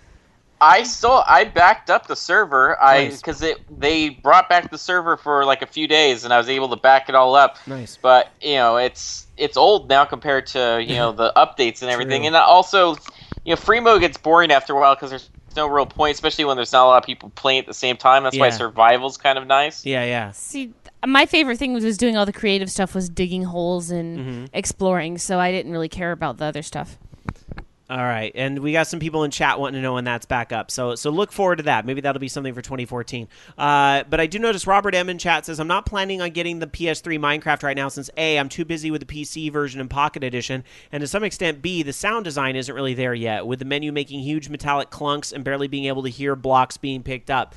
Honestly, though, I'm going to tell you what stopped me from getting it on PlayStation 3 is that we haven't heard what's happening with PlayStation 4 and Vita versions yet, and I want to wait and hear that, because will my PlayStation 3, is it going to be cross-play amongst all of them? Because if so, fine, I'll invest the money in the PlayStation 3 version right now. But if it's not going to be cross-play and the PlayStation 4 is going to be different or whatever, then I'll probably just wait and get it on 4. It's going to be different on 4, I guarantee it, because that's why right now the PlayStation 3 version is basically a port of the Xbox 360 one. So 4 and Xbox One are going to have larger maps and probably more features. All right, fair enough. Well, let's move on. Dark Sakura, what do you have for us in the news? Well, Mass Effect stuff. Yay. Well, as you guys know, on November 7th, which was N7 Day, we had a few tweets go in that showed some of the screens, not like full-on screenshots, but you could see computers in the background with a little bit here and there for the development of the next Mass Effect game. There was more news that came out by Aaron Flynn, who is the general manager of BioWare's Edmonton and Montreal studios, with just a photo of the computer. This is BioWare. And they're basically saying, and the tweet basically says, great time playing the next Mass Effect game in Montreal. Ambitious, beautiful, fresh, but recognizable, and fun. So, and from what this is, it looks like it's just in the very early stages of level testing and design. What a fucking tease, though. I know. I'm so excited and scared. Literally, I am Jesse Spano. So scared. I am Jesse Spano in that scene when it comes to the new Mass Effect game. Because so it's excited. I'm so scared. But they're not. It's not going to be a Shepard story. I'm a little scared, but I'm really excited to play. Think about it. We will get that trailer at E3. We will by 6 months from now. We will know about this game, Dark Sakura. Oh, yes, we will. No, and you know, and it might make it for the holidays. Although I kind of think spring 2015 is a little more realistic. But you never know. If they can play it I'm now. still going to play it. I don't care. I mean, I was very irritated with how more human-centric the last game went. I would like to see more expansion into the other species in the Mass Effect universe, but I'll wait and see what happens. I'm going to reserve my my judgment until I've actually, got it in front of me playing it. That's how I feel. That, and it better have the same good multiplayer. All right. Because that was pretty freaking awesome. Yeah, you know what's funny? You were talking about server shutdowns earlier in the show, and I'm kind of surprised they haven't threatened to pull the plug on Mass Effect 3 yet, but I'm sure there's still a lot of people that play online. Oh, heck yeah. So, but I don't know about, like, Wii U. But who knows? All right. It was so borked on Wii U just with the whole Genesis thing, and you didn't get all of your options. Yeah. It's sad. Honestly, if you're going to get it on any system, get it on the Xbox because you can totally mod your files. If you have to get a console and not PC. If you have to get a console. All right, let's travel around the world and check out some release dates, although I have a feeling there's not going to be much, but it's a part of the show we always do. So, Loki, how's the U.S. look for release dates? Nothing? Nothing. Not a damn thing coming out this week. Let's travel to Japan and take a look and see if anything's coming out there. I kind of don't think so. I was a little slow in bringing it up here, so sorry, guys. They still do not have PlayStation 4 or Xbox One, remember. That is coming out later. Okay, Mafia 2 gets a price reduction, and there's some third-party gamepads on the PlayStation 3 on December 31st. That's something, right? How about on the Xbox 360? Okay, nothing on the Xbox 360. What about on the handhelds? How about on the Vita or the 3DS? Nothing on the Vita. And 3DS gets Puzzle and Dragons Z. Never mind. Those are just decorative things. So I guess, is Puzzle and Dragons really big on 3DS over there? It's kind of weird. Because I thought I did not like the phone game at all, but I guess I know some people that are into it. So whatever makes you happy, I guess. It doesn't matter if there's something out there, someone's gonna like it, and everyone else is gonna hate it. That's true. I'm looking at the other systems like the PSP and so forth. Nada. So nothing in Japan really this week except that one price reduction and some peripherals. Dark Sakura? Jack and shit. I figured for the UK. Yep. Nothing. All right. I'm sorry. Fuck all. Fuck all's coming out. You've got enough games to play right now is the moral of this story. So Steam. Release dates. Abso-freaking-lutely nothing. All right. Couple more news stories for you guys and then the classic game of the week. Loki. All right.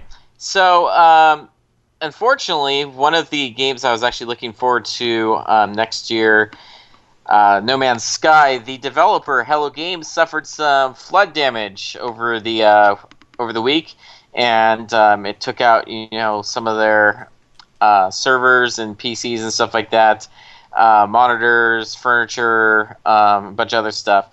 I'm not sure if that necessarily, obviously that might affect some of the development of the game, but They haven't really said that anything's been delayed yet. I'm sure they have all that stuff backed up anyways. And then also, they're saying they are not really insured for the flood damage, but hopefully they may get some sort of help from Microsoft. I guess they're saying, Phil Spencer said he might be able to look into helping them out. But I don't know. They'll see. Maybe they'll do some funding and stuff to recover some of the things that they had that need to be replaced. Or it's kind of sucks that they didn't have flood insurance. I'm not really sure, in the area that they're at, if it's prone to flooding or if this was just some freak thing. Yeah. That sucks either way. I mean, it's really unfortunate, but these Mother Nature events, or as they call them, acts of God or whatever, they're just these things are going to happen. So just a solemn reminder to have an emergency plan, no matter who you are, what you do. What are you going to do if there's a fire or there's an earthquake or a tornado or whatever it is where you live? Always put your offices on the second floor. Yeah, right. So yeah. Well, good luck to them, though. Hope they're able to make a recovery, because that No Man's Sky did look very interesting, even though for some reason it's the one game they didn't show on TV, which was kind of shitty, but it was a good trailer. Yeah. All right. Raginator says that games are like Pokemons. You got to get them all. No, you don't. You can't get them all. You can't. No. But you really don't need to, because there are games that stink on ice. That's very true. We didn't talk about the worst games of the year, but there's plenty of them. What, like Aliens, Colonial Marines? If there were worse games, I didn't play them. You don't play bad games. I don't waste my time with bad games. All right. Well, I don't know if you guys heard over the holidays, but all the networks online were getting hammered. PlayStation Network shut down for an amount of time. Xbox Live was down. I don't think it was down quite as long as the others, but it was down for a little bit. And Nintendo got hammered as well. And Nintendo, very apologetic via their Facebook page, saying the reason why Nintendo Network went down is because of the influx of Nintendo Network accounts being created and trying to get onto the eShop. Well, okay, when you sell a 3DS with a eShop copy of a game that a lot of people want to play, I mean... Translation, because of y'all greedy bitches. I don't even think it's necessarily that they're greedy, but it's just here we go again with poor planning, especially when it comes to network stuff, and it's a bad trend for games. Speaking of some of the worst games of the year, calling out SimCity. Some people, now, I personally am not calling it out because I'm going to be honest, I didn't play it. But I'm just hearing about a bunch of the fuckery with that game and the online servers and everything. And, we all know what that game went through. And they didn't expect the influx of people they were going to have and so forth. And it really made people angry that a game that they were used to being offline kind of had to be online. Now, it may be a little bit apples to oranges what I'm saying there, because obviously a 3DS does not require you to be online, but Nintendo certainly took strides with their latest patch, and by only bundling in the eShop version of some of these games on some of their consoles, they were kind of asking for it on Christmas Day. So you kind of look at something like this and you go, Nintendo, y'all got no one to blame but yourselves. And your poor planning. So, and also, I'm curious actually how many consoles they sold, because, they didn't sell that many, and they couldn't, handle the influx of a couple thousand, people. Then I'd be a little curious. Yeah, but it's not just the Wii U, Loki. It's the 3DS, and I bet they did sell a lot of those. But come on. I mean, they know how many consoles they're putting out. Well, anyhow, the Nintendo eShop on Nintendo 3DS was taken down, and last we heard it was supposed to be back up 4 a.m. today. I haven't checked to see if it was back up. I think it is. I've seen Miiverse has been pretty active and so forth, so I think things are running again over there. But yeah, that was not so great. Also, kind of as a snowball effect, the Pokemon Bank was supposed to come out on December 27th. It was out, and then it got pulled. With no Western launch yet announced, because this was supposed to come out here as well. And the Pokemon Bank was the new system where you were going to be able to take Pokemon from X and Y and put them in the cloud. And this is how you were going to be able to transfer Pokemon to future games. And, no matter what system Nintendo has Pokemon out on next, you'd be able to transfer things through the cloud. So because of the network difficulties, they pulled the game because they wanted people to stop trying to get the game. It's causing too much bandwidth. Again, you should have known when you put all this shit out at once, something like this would happen. So shame. But for better or worse, they did delay this a little bit. Your Pokemon in the cloud? Nintendo used Fly. It wasn't very effective. Womp womp. Fired! All right. Anyhow, if you want to try Pokemon Bank, you're supposed to be able to download until January 31st, 2014, and be able to download a 30-day trial, and then it will be $5 a year. And if you access the bank before September 30th of 2014, you'll get Celebi for free. So there you go. 3,000 Pokemon can go in the bank, and it will... Did you say celibacy? No, Celebi. Oh. It will work with Pokemon Black, White, Black 2, White 2 through the Poke Transporter and X and Y. So that's how you can get those generations in there as well, and then whatever happens next. So there you go. But unfortunately, we don't know when that will come out, but I'm assuming probably in the first week of January is when they're going to push that back. And it will probably have a very quiet launch because they don't want everybody to hit it at once. But once it hits the internet, open the floodgates. Fifth Dream in chat saying the Pokemons are clogging up our clouds. Yeah, that is kind of what happened. Oh. It's like in WALL-E when the ship was trying to escape and it just blew through all of the satellite dishes, all the satellites, rather. Right? All right. Let's take a trip down memory lane where, you know what, you didn't have games in the cloud. It was right in front of your damn face. Your head was still in the clouds, but the games weren't up there. That's right. Maybe in this game, though, you were in the clouds. I don't know. Let's see. We're going to take a trip back to the classic game of the week. Dark Sakura's going to dive into the gaming vault and find a game that she thinks, hey, you brats should play this game, or I'll kill you. Dark Sakura, what is the classic game of the week? I actually picked something a little on the obscure side. I picked Ordyne. Ordyne it is. Which was a game put out by Namco. It's because basically I'm picking up the Namco games that were featured in Namco High, because some people have no idea where the fuck these games came from, and I've actually done some of them for Classic Game. So I picked Ordyne, which is basically you're in a little plane shooting shit down, and you have characters named Yuichiro Tamari, who is a scientist and the main protagonist, and you get a red ship. And then you get Sunday Chin, who is a Chinese assistant and the pilot of the green ship. You get Kana Aihara, who is Tamari's fiance. You get Dr. Kubota, who is the main antagonist. You get Miyuki-chan, who is a shopkeeper, and Dream Company Limited, who is a robot who flies around and helps you. And basically, it's just a really cute little shooter. You get all the usual power-ups, you know. And the thing about this is that it came out in 1988, so it's one of those Namco System 2 hardware games, and it came out on the PC Engine in 1989, and it came out for the TurboGrafx in 1990. It's in the Namco Museum Volume 4, and it has come out on the North American Virtual Console. So it's just a cute... It did? Yes, it did. Wow. It's just a I haven't played cute this, little ever. game. It was actually advertised as a comical shooter. I gotta be honest, it looks a lot like Fantasy Zone. A lot like Fantasy Zone. Yeah, it does. It has that same cartoony, cutesy style. Not that there's anything wrong with that. Now, the one thing about this, though, It's is like a little that... shop. So he just flew in the shop like you do in Fantasy Zone. Exactly. With this particular one... you basically, like, for example, Miyuki-chan will stop by, like you were just saying. When Dream Company passes by, you can win crystals to buy weapons. But you have one-hit kills, but you can buy your extra lives as you go through the game. It's just a cutesy little game. I mean, it was fun. You know, not a whole bunch extra special to it. Oh, they do like a little celebration dance when they clear the round. And I do believe that this is the one that Albatross was from in Namco High. So whenever you guys see Albatross or Albatross, as he is also known in that, this is the game he's from. I'm going to double check it just to make sure, but I'm pretty sure that is it.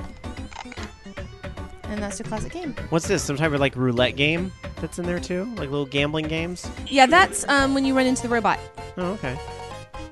Pretty cool. All right. I'm just double checking. I have to be. I had never played this game before, but I kind of want to. I wish it was on one of the newer retro game collections so I can check it out. But there it is. Your classic game of the week, boys and girls, Ordyne, here on Orange Lounge Radio. Good pick, Dark Sakura. I like it when you pick things I haven't heard of. And also, just to say, you know, again, if you haven't played Namco High, it's really fucking fun. And it'll work on your phone because it is HTML5. All right. I'm double checking on the students one more time just so I can be sure, and it's not loading up. So, sorry. I'll probably be able to tell you guys soon. All right. Well, maybe she can tell us after the break because it is that time to take a break here at Orange Launch Radio. But we got plenty more show when we come back. Yes, I was wrong. Albatross is from Rolling Thunder. I don't know what I was thinking. All right.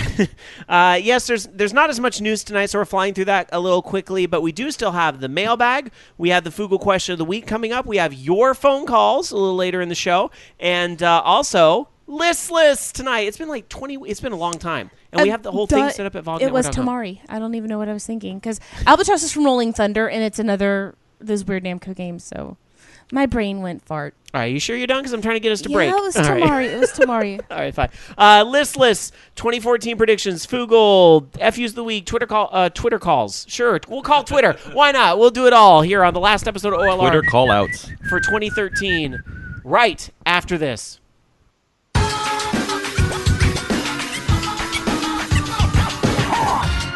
Welcome back, everybody, to Orange Lounge Radio. We are live with our last episode of 2013 for this Sunday, December 29th, and it is episode number 533 of our show, already in progress.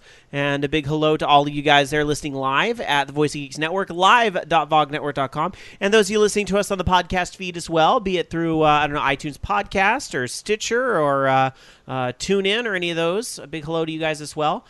Do remember, since those of you that listen on the podcast, there's a passphrase hidden somewhere in the show that you can punch into the website at vognetwork.com, and if you want, you can use those points to enter the raffle, and you don't have much time left. In fact, if it's after January 1st, you already missed out for the month, but we're giving away a $20 gift card to many popular gaming services, such as, Nintendo Network and Xbox Live and so forth. Why are we giving it away? Because we want you guys to visit vognetwork.com, of course, and just because we love you guys for supporting the network and participating with the show. So it's us to give a little something back to you guys. So be sure to check that out over at vognetwork.com. Also YouTube.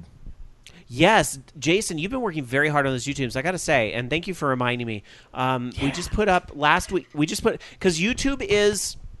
Again, YouTube runs 1 week behind, 6 days-ish, 1 week behind, just because we prefer to have folks listen via the places that really give us ratings instead of giving Google ratings, giving us ratings first. But then, we like having it on YouTube for discovery purposes. And starting with last week's episode, Jason, I don't know if you really plan on taking that level of effort every week, but I was very impressed. You kind of made it more of like an archive where you actually bookmarked all the sections of the show and very easy to find a part of the show you're looking for.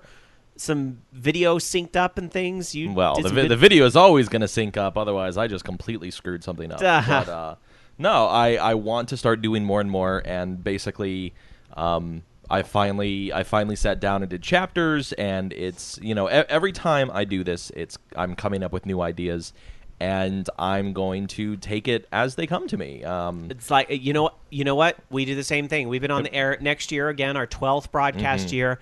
Tonight, we're trying something new. You guys don't know what it is yet. We'll surprise you a little later. I'll tell you what it is, but we're doing something new tonight.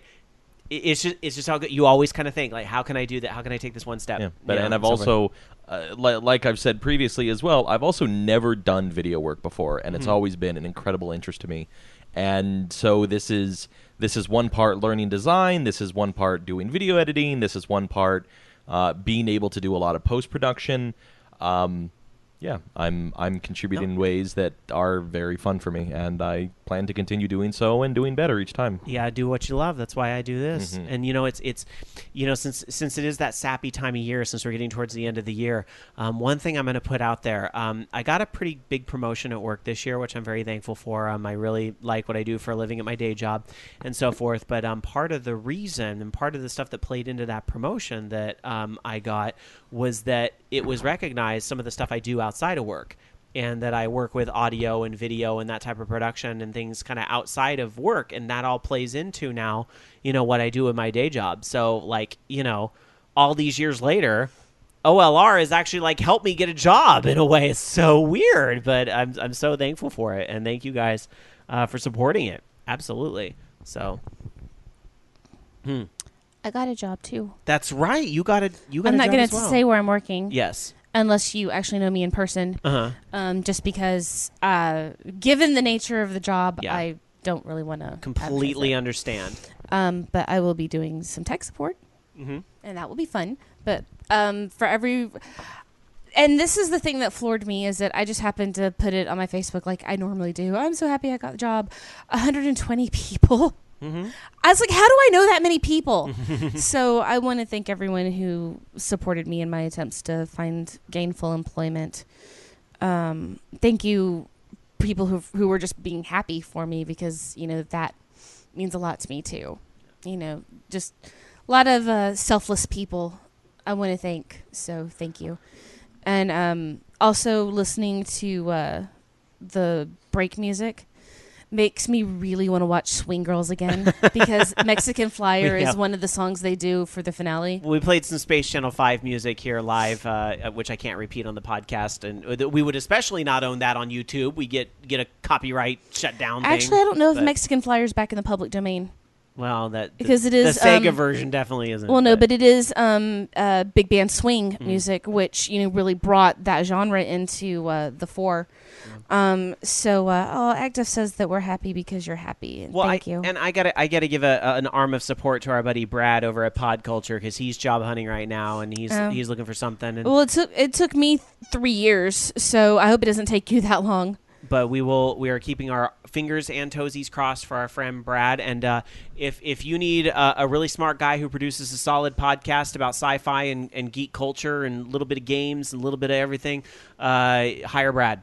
Absolutely. I do have to say, it was very encouraging when I took the small tour. TARDIS posters.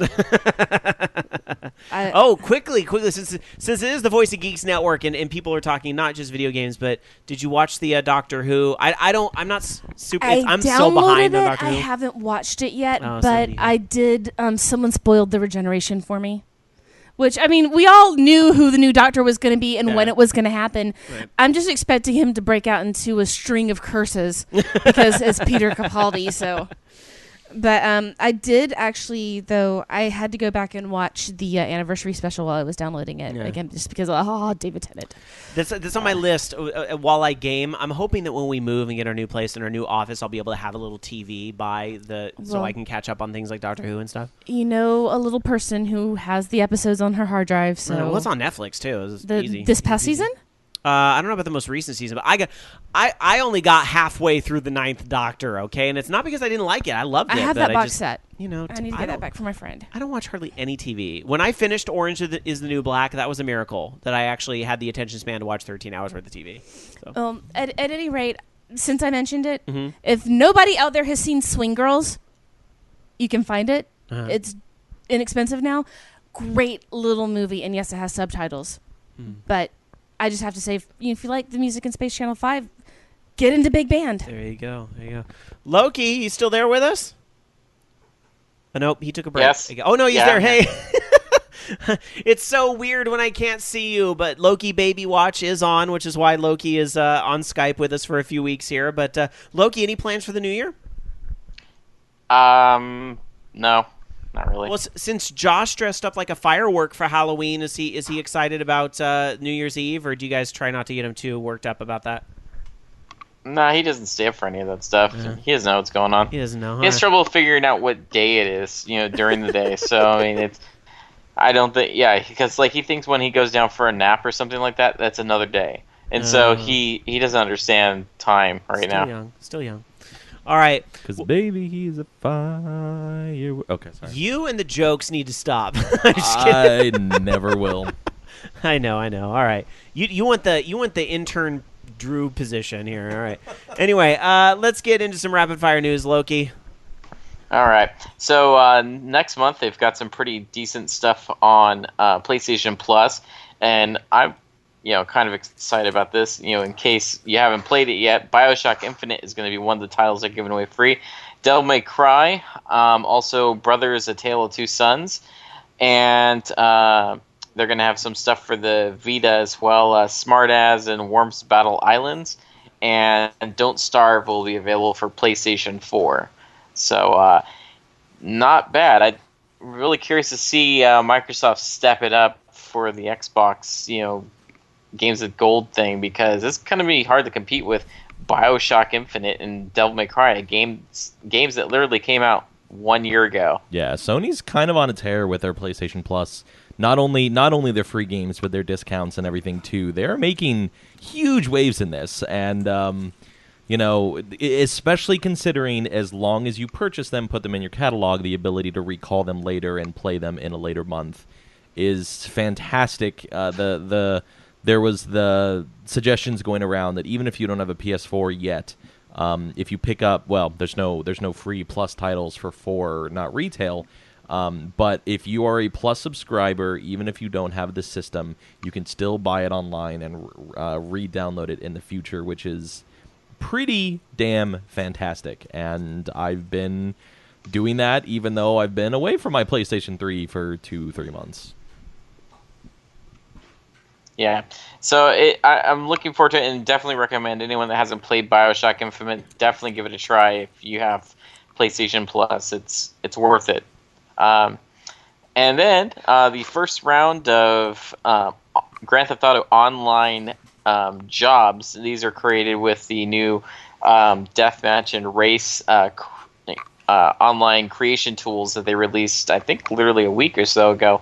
And so these are now Rockstar verified jobs. They have basically picked 6 races and 4 death matches that now be kind of appearing everywhere online, like the official Rockstar matches. And so that's kind of cool. And they actually do have a system in there, as you may have seen with the actual official jobs, where you can upvote or downvote or just not vote on different things. And based on those and the more popular ones, they will become verified. And you actually see them as part of like the regular playlists and stuff. So I thought that was pretty cool. I know it didn't bleed through, but tell me if I'm crazy. You two here in studio just heard that siren, didn't you?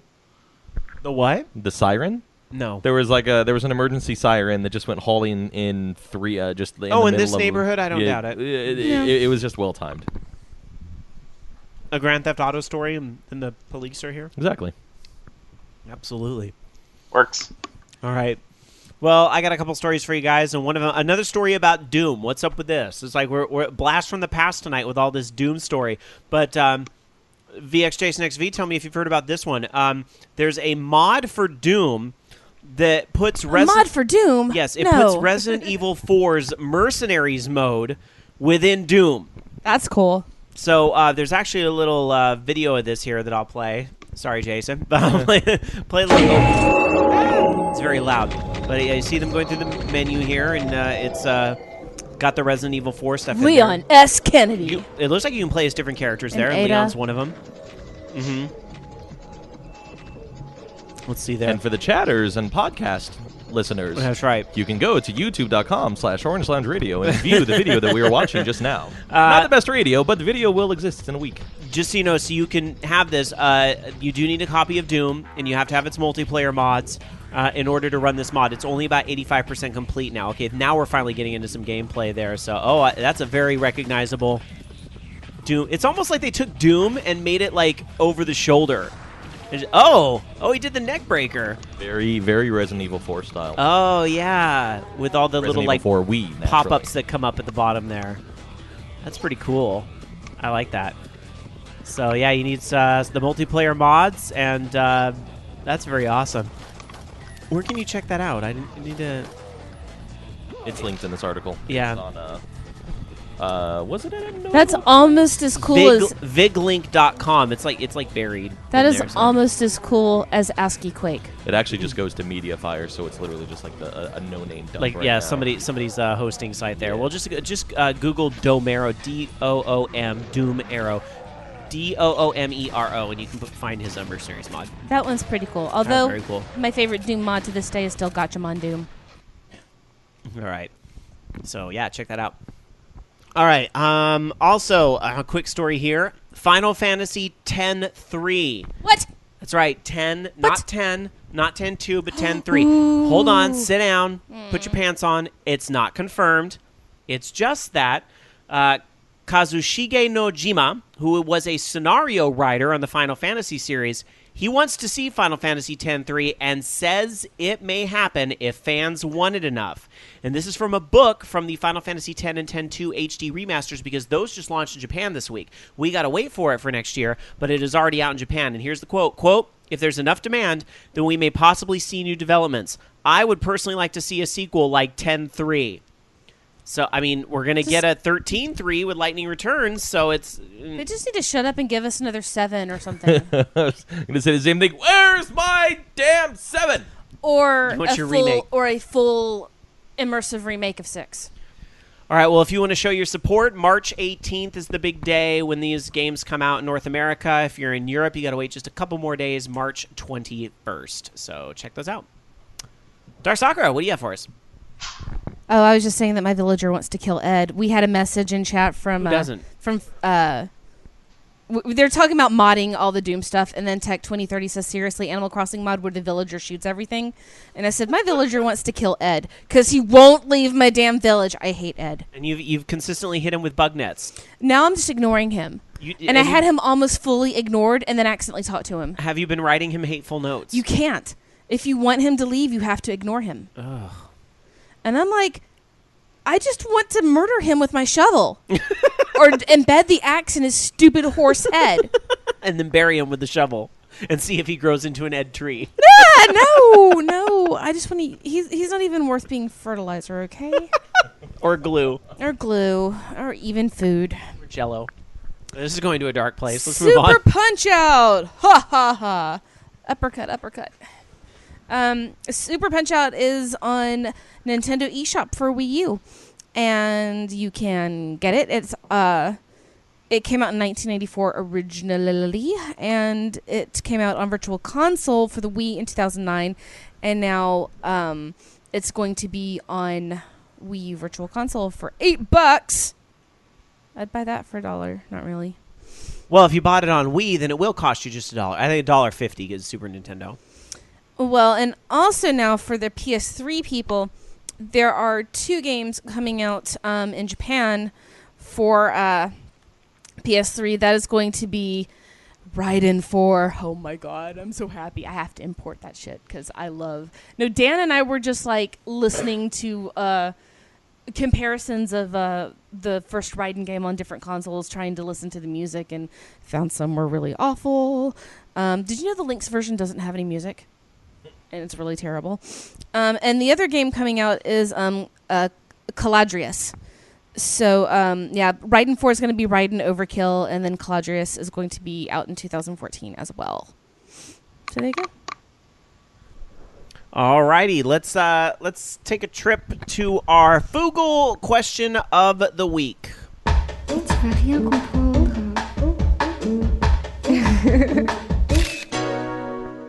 You take Facebook and you take Google Plus and you slam them together and you get Foogle.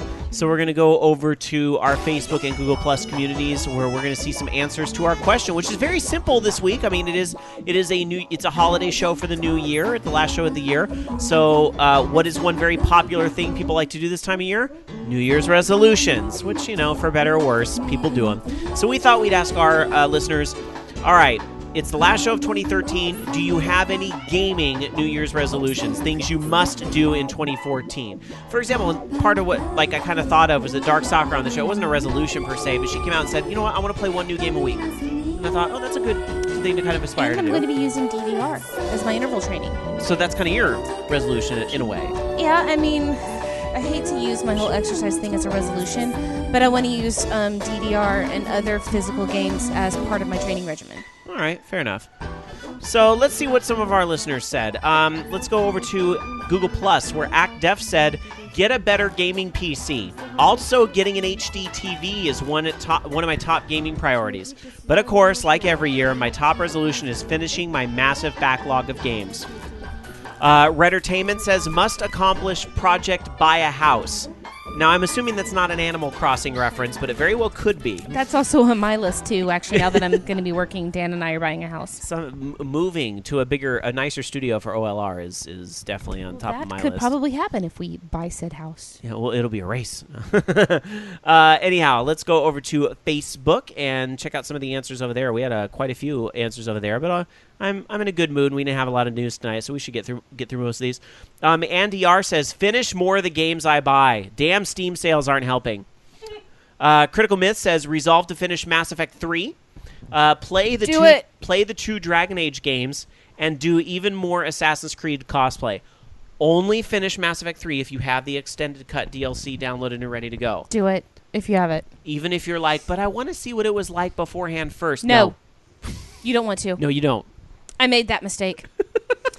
I watched them on the internet, and I was like, download. Exactly. So I waited to beat my game so I could download the extended cut. There you go. All right. Going on to Fifth Dream. I don't believe in making resolutions because I don't keep them. But if I did, it would be to stop hoarding games like a squirrel and his nuts in winter. I seriously probably have more games right now than I've played only once or never than all the other games I've had in my life. Sure, most cost $1.50 to $10, but still, I have that same problem. Degenerate Johnny says, I vow to catch them all this year. Catch what, you might ask? I'll leave it to your imagination. Ooh, you better have a good doctor. He means all the cards in Hearthstone, obviously. Tech 2030 says, with a new Tales game and Tales HD re-release coming out next year, I want to go back and play through all the Tales of English releases. I'll get to replay the ones I finished and finally get to play through the ones sitting in my backlog. Liam responded and said, to stop buying games I'm interested in on release at full price, and I already have a stack of games to work through. Instead, I'll wait for the price to drop. Case in point, there's no way I'm spending £55 on Tomb Raider Definitive Edition. It's euros, isn't it? No, euro is the little E with the...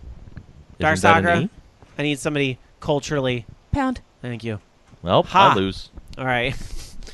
Our buddy Jeremy J. from Koopa Club responded and said, my resolution is to finally play through all of the main series Dragon Quest and Warrior games. It's one of my favorite series, even though I've only played 4 of them with any seriousness.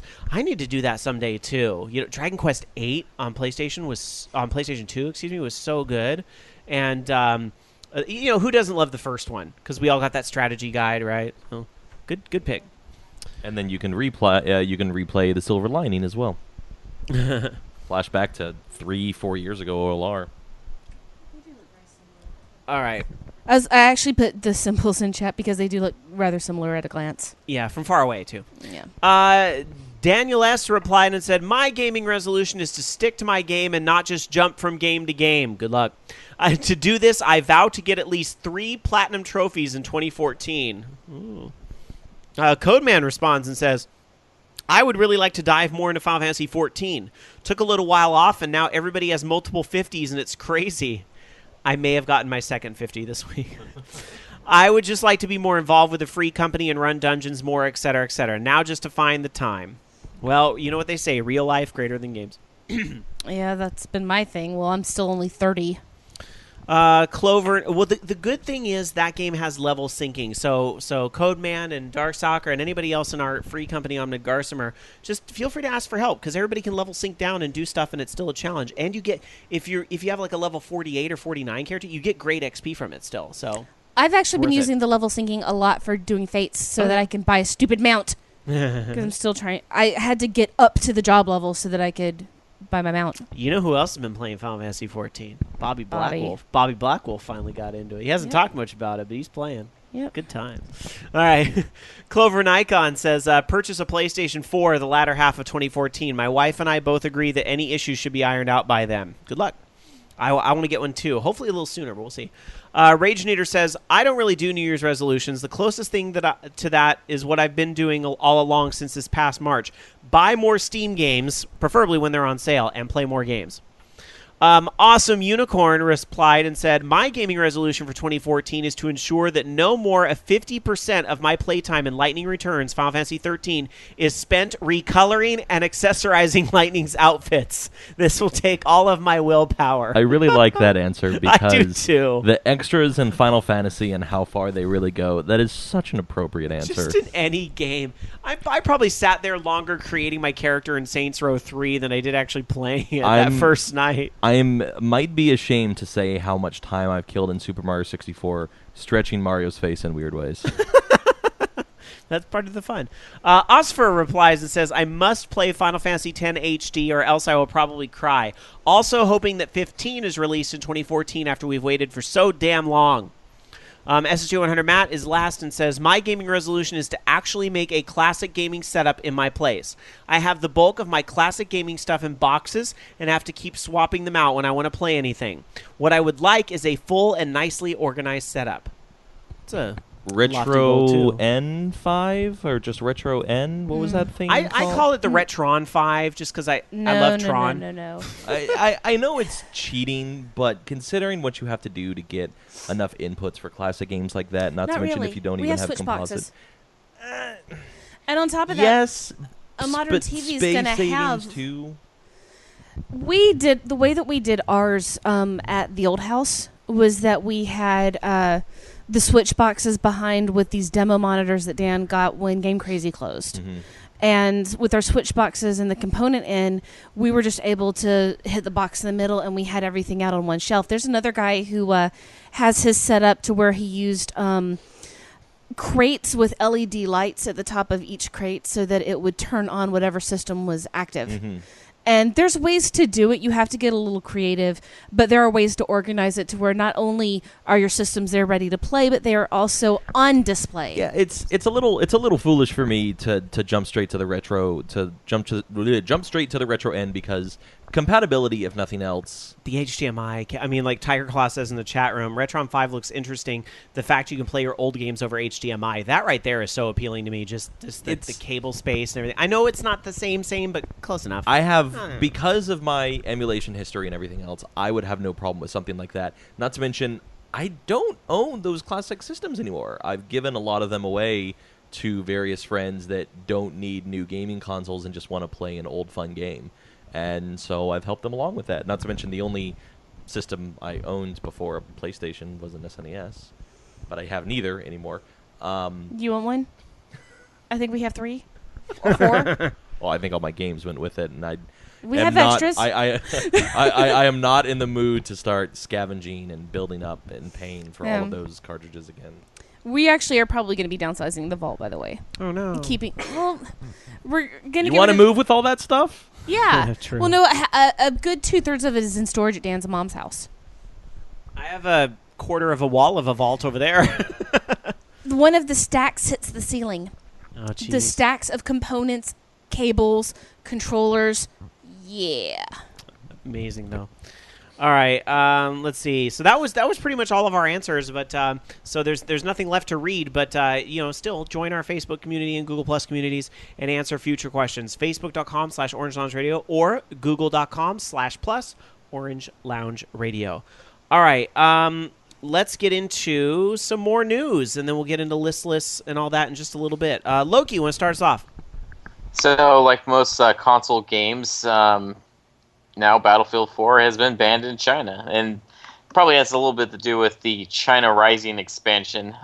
They say that it was banned for national security reasons. So, I don't know, maybe they just didn't like the view of China in the game. Well, do you think it's one of those games where EA might want to put out like a different version to try, or just no, they're just going to write it off? I think they're going to write it off. I kind of think so too. Because basically, the main problem with it is that they're saying that the campaign of that takes place. A Chinese admiral is planning to overthrow the government. That's something that they really want to promote or glorify there. Very, very true. Do games have similar scenarios with just the legit American government? It's usually like you're taking down a terrorist faction that already did the deed of overthrowing the government, or like future post-apocalyptic, something like that. I'm thinking like Modern Warfare 2 and 3, that kind of stuff. There's always some sort of corrupt government entity in any of these, especially a lot of the military first-person shooters and stuff. Yeah, always some kind of a nefarious, ne'er-do-well that is the actual focal point of all of this kind of stuff. All right, well, moving on to a game that's hopefully a little less controversial. Dragon Quest XI. No, it hasn't been announced yet. Sit down. Dragon Quest X, if you forgot, is an MMO game that exists on the Wii U. I guess that's one of the games in the Dragon Quest series our friend on Facebook would not be able to play yet, because I don't believe it ever came out here in America. It was only out in Japan. But some people still talking about Dragon Quest XI. Now, I guess there was some thought that Dragon Quest XI could be mobile, that it could end up being a mobile game. I mean, after all, Square has been putting out more and more stuff on the iPhone, iPad, iOS system, and Android and so forth. Like what Final Fantasy 3, 4, 5 are all there. I think 6 actually just is coming out or just came out. I kind of stopped downloading all those because they're a little bit pricey and they're not as good as the originals. But some folks thinking that Dragon Quest XI might go that way. But Square Enix mobile developer Takehiro Ando would like to clarify some things in a Famitsu column, saying, quote, "At the current stage, there are no talks about making Dragon Quest XI for smartphones. I believe there's still plenty left to overcome before we release a proper sequel for smartphones." So we don't know when Dragon Quest XI will be out or what system it will be on. I would guess PlayStation 4, but that's a huge question mark, and so we'll see what happens with that. But it does not sound like it will be on mobile phones. Part of this, by the way, the reason why people think Dragon Quest XI could be on mobile phones, I guess there is a version of Dragon Quest X that is coming to mobile phones. I can't imagine it nearly matches the experience of Dragon Quest X on like Wii U or something, but then again, you'd be surprised. It was originally on Wii. Now that I think about it, Wii U was like a special version. It was originally on Wii. You'd be surprised how well some of this stuff can do mobily. Yeah, I guess that's true. There's a fair number of MOBAs and MMOs, and they find ways of making it work. Input schemes that people are willing to put up with to play on their favorite franchise. Mm-hmm. All right, Dark Sakura, what do you have for us? Chatting about classic consoles, actually. Oh, well, what a surprise. But speaking of classics, and we did bring this up before a few weeks ago, but there's been an update because the BBC is now paying attention to it. That Internet Archive thing that's putting the 70s and 80s games online, the collection is including the Atari 2600, the ColecoVision, but the games don't yet have sound, however, they will. And like I said, the BBC is covering this now because the archive apparently is expanding. So. What kind of cool stuff can I play in there? Well, the worry is that some of these are going to be illegal because they're ROMs. You have to have the emulator to play them. Right. But the much older games are supposed to be available for legal play, and it's not actually listing a specific okay, there we go. Pac-Man, Space Invaders, Frogger are in the archives. They are also including Atari 7800, Magnavox Odyssey, which in Europe was the Philips Video Pack G7000, and the Astrocade. So, there you go. There you go. But yeah, it's expanded. All right, well, from the classics to the future, you guys, it's time to predict 2014 in a segment we call here at Orange Lounge Radio, Listless! All right, and of course, as the show where every gamer has a voice, you guys listening live play an important role in the Listless process. So head on over to live.vognetwork.com so you can play along with us. Those of you listening on the podcast, I'm sorry we don't yet have the functionality for the podcast listeners to participate too, but that is something we are working on for 2014. So listen along and have fun with us as we predict tonight's question. What will happen in gaming in 2014? What are your gaming predictions for 2014? Now, to take a walk down memory lane real quick, let me see if I can pull this up real quick because we actually have, I don't know if you guys know this, but there's an Orange Lounge Radio Wikia. Did you guys know that? There's a Wikia. And we actually aren't even involved in it. I mean, we're on it, obviously, because about OLR. But some of our awesome listeners, like I know, like Orange Right does a lot of this, Dark Tetsuya does, and I know I'm leaving a ton of people out. But they actually, like, if you wonder, like, why did they keep talking about ferrets on this show? What is the inside joke? You can check that out, orangeloungeradio.wikia.com. Midna found the ferret, by the way. Did she? Yes. Well, one of the pages there on the Wikia is listless, and it tells you every definitive list we've ever come up with here on Orange Lounge Radio, because this is a process where we will come up with the definitive list. And so last year, at this time, we did 2013 predictions. So shall I remind you about what we predicted for 2013? Do it. The number one answer was... Oh, shoot, I just lost it. Damn it.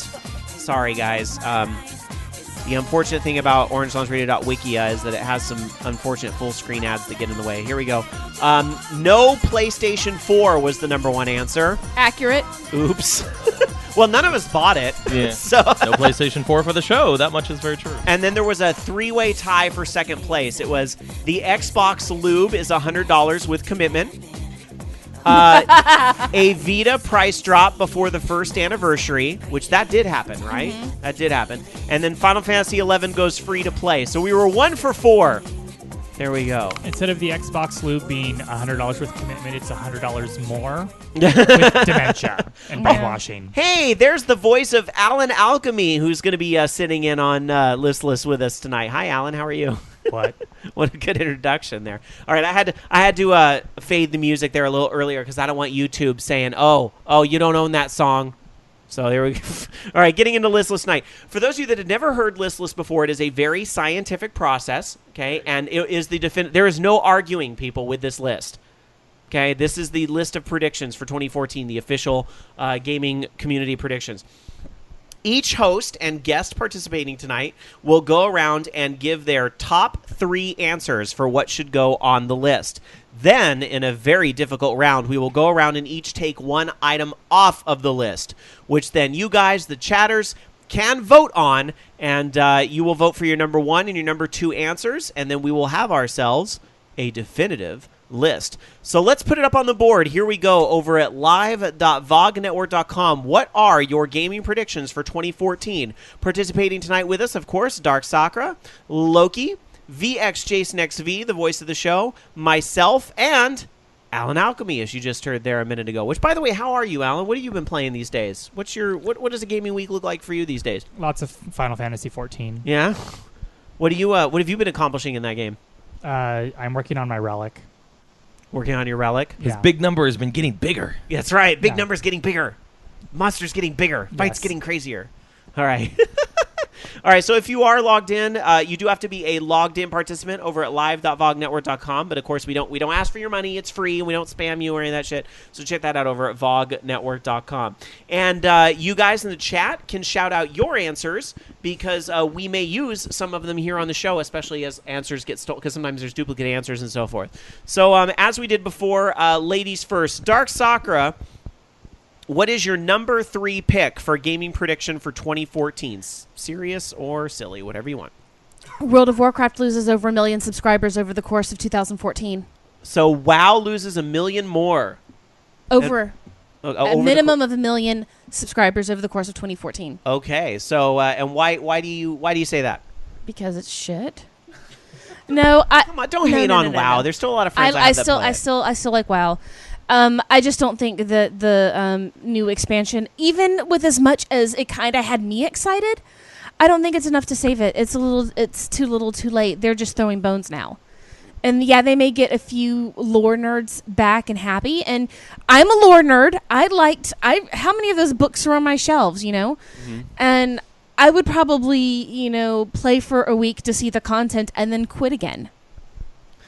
So it's just not enough for me. All right, so there it is up on the board. WoW loses 1 million subs over the year.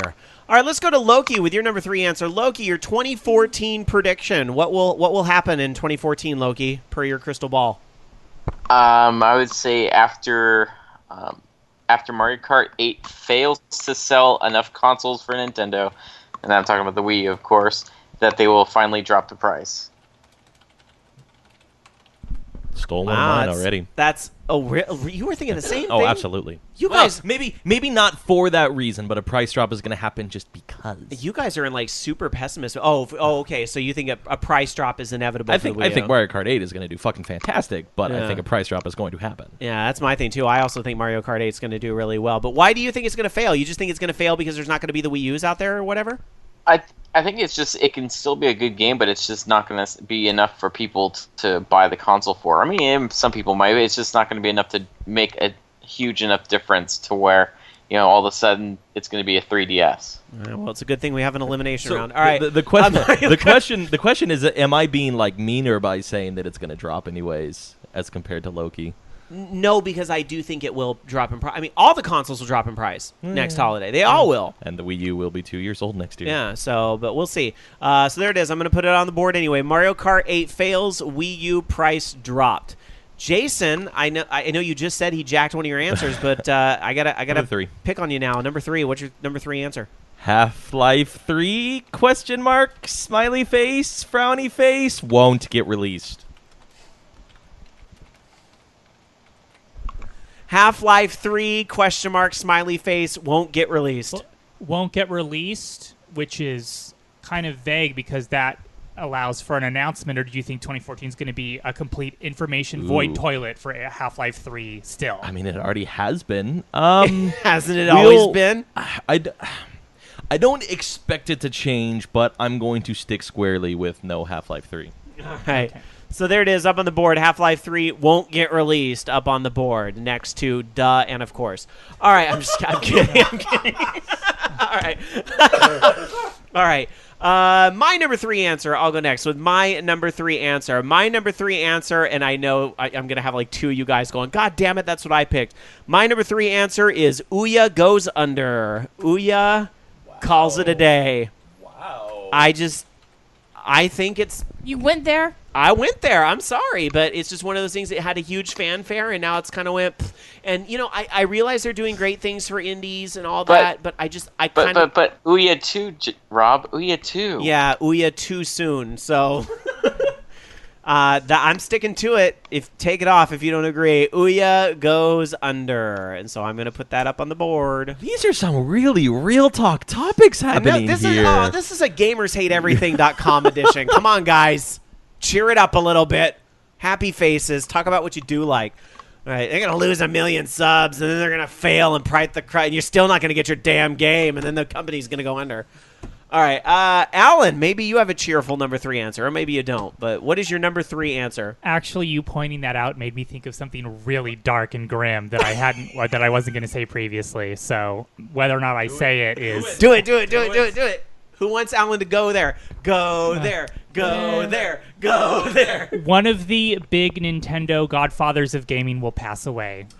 Stop! That is too soon. No, you can't say that. Yes, he can. The Zelda Mario dude, one of them. The Final Fantasy, one of the big 8-bit godfathers. You are awful, and you should feel awful. They're all like pushing 70, right? That's not very old anymore. Well, it's true, but people fall downstairs every day. At least let's hope that none of them get hit by a car like this is supposed to be a funny segment, you guys. I wouldn't have thought of it if you didn't point it out. I'm going to need Rob. I need everybody to eliminate number 3 answers. Wouldn't falling downstairs be kind of ironic in the whole Paul Walker ironic? Because, they do have to climb stairs at the very end of each Mario level to jump on the goalpost. No, it would be ironic if he gets kidnapped by a monkey and taken to the top of a skyrise. That would be ironic. All right. Wow. So I'm going to need us all to let's try to make it a little bit happier going to number 2, and then we'll just eliminate all the 3s. All right, let's try again. Your number 2 so far, since I have to read it anyway, the Super Dark 2014 Gaming Crash number 2 predictions list. WoW loses 1 million subs over the year. Mario Kart 8 fails. Wii U price drop. Half-Life 3 won't get released. Ouya goes under, and 8-bit Godfather passes. All right. Let's go on to the number 2 happy shiny answers. Dark Sakura. Uh-oh. Stop influencing me. All right. Dark Sakura, what is your number 2 answer? There will be another huge shipping war on Tumblr based on screenshots for the next Mass Effect. When people are shipping background characters, there will be shipping on screen caps. And remind us if you do not know what shipping means. Relationships. People fucking. Because those are 2 very different things, that's actually. Fan fiction. But it's fan-driven. Okay, there's a big annoyance I have with just, these 2 characters are friends. They're fucking. No, they might not be fucking. But anyway. But no, it's basically... The shipping is going to happen based on screen captures. People are going to make assumptions. Tumblr is going to piss themselves and ship all the things. So Dark Soccer is number 2 answer. The internet will exist is up on the board. No. Rule 34 will continue Mass its Effect stride. 4 will be shipped before it ships. Mass Effect screenshot causes shipping war. I guess I should really change that to say new Mass Effect screenshot causes shipping war. We'll change that answer a little bit there and alter that on the board. All right, Loki, dare I ask, your number 2 answer?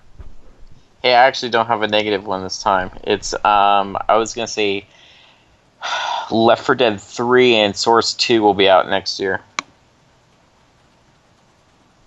There it is. Left 4 Dead 3 and Source 2 makes its way out next year. Seems logical. Why not? It's gonna be really weird when like L4D4 Left 4 Dead 4 comes out, just because numbers and it's the thought was because when they announced Portal 2, they made Portal 1 free to download temporarily. Same with Left 4 Dead 2 just happened, where they made it free for a day just to build up the user base of it. So most likely an announcement will be coming soon for that. And I've theorized previously that Left 4 Dead 3 and Source 2 running for a year will be the putting the toe in the water that Valve needs to make any sort of announcement on Half-Life 3. Nope. Announcement. All right. Yeah, we did have that conversation. But that's not even an entry. That's just...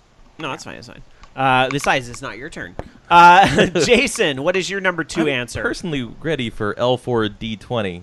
Sorry. Anyways. Oculus Rift released 4K resolution. As opposed to their current expectation, which is 1280, 800? I was gonna say we know Oculus Rift is coming, but you say Oculus Rift is gonna they're gonna blow something away with resolution and quality, and not just current expectations. It is real fucking life, y'all. Pretty much. Oculus Rift, real fucking life. All right, fair enough. There it is, up on the board. All right, that is so funny that you bring up the Oculus Rift, and it is really funny because also in chat we had at SSJ100 Matt says one of the big 3 will announce an Oculus Rift type of device. Well, funny enough, I swear I had this written before the show tonight, but my number 2 answer, Microsoft jacks the Rift.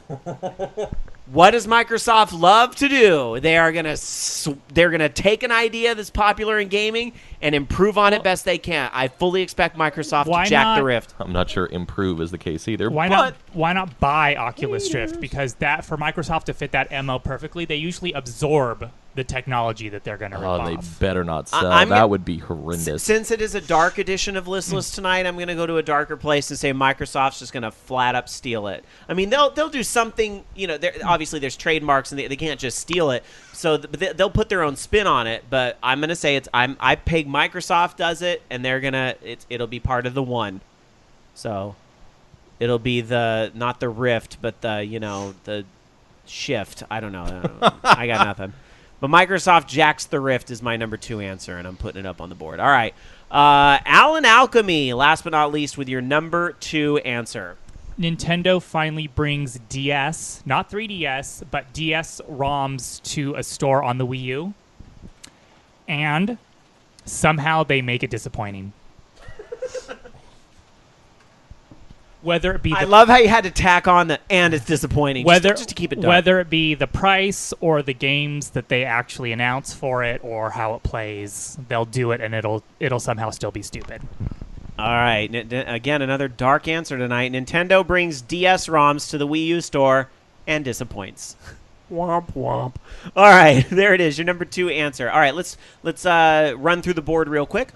We have new Mass Effect screenshot causes shipping war. WoW loses 1 million subs over the year. Left 4 Dead 3 and Source 2 is out. Mario Kart 8 fails and the Wii U price is dropped. Oculus Rift released in 4K resolution. Half-Life 3 won't get released. Microsoft jacks the Rift. Ouya goes under. Nintendo brings DS ROMs to Wii U store and disappoints. 8-Bit Godfather passes. All right.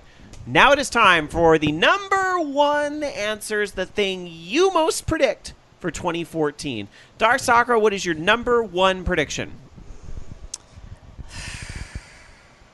I'm actually been drawing a blank the entire time. I mean, so I am going to say that an innovation within the video game industry leads to new advances for people with disabilities. Like maybe vision for the blind. They're already working on bionic ocular implants. Those are a legit thing now. Maybe they're working on bionic Oculus Rift plans. Well, I need to knock this shit off real fast. I'm sorry. So an unknown innovation in the video game industry leads to advances for the disabled. I had to shorten that a little bit, so I hope I capture that. Well, we're already seeing it happen. So I think that something really big is going to happen that's going to turn around a lot of the negative press. Let's hope. Yeah. Loki, do you have something to add to that? Oh, I was just telling Jason to stop it. All right, that's all right. All right, well, shut him up with your number one answer, Loki. What is the number one prediction for 2014? I've only been saying this the entire year, but I'm hoping that they'll do this because they'll definitely beef up what they have available for the system.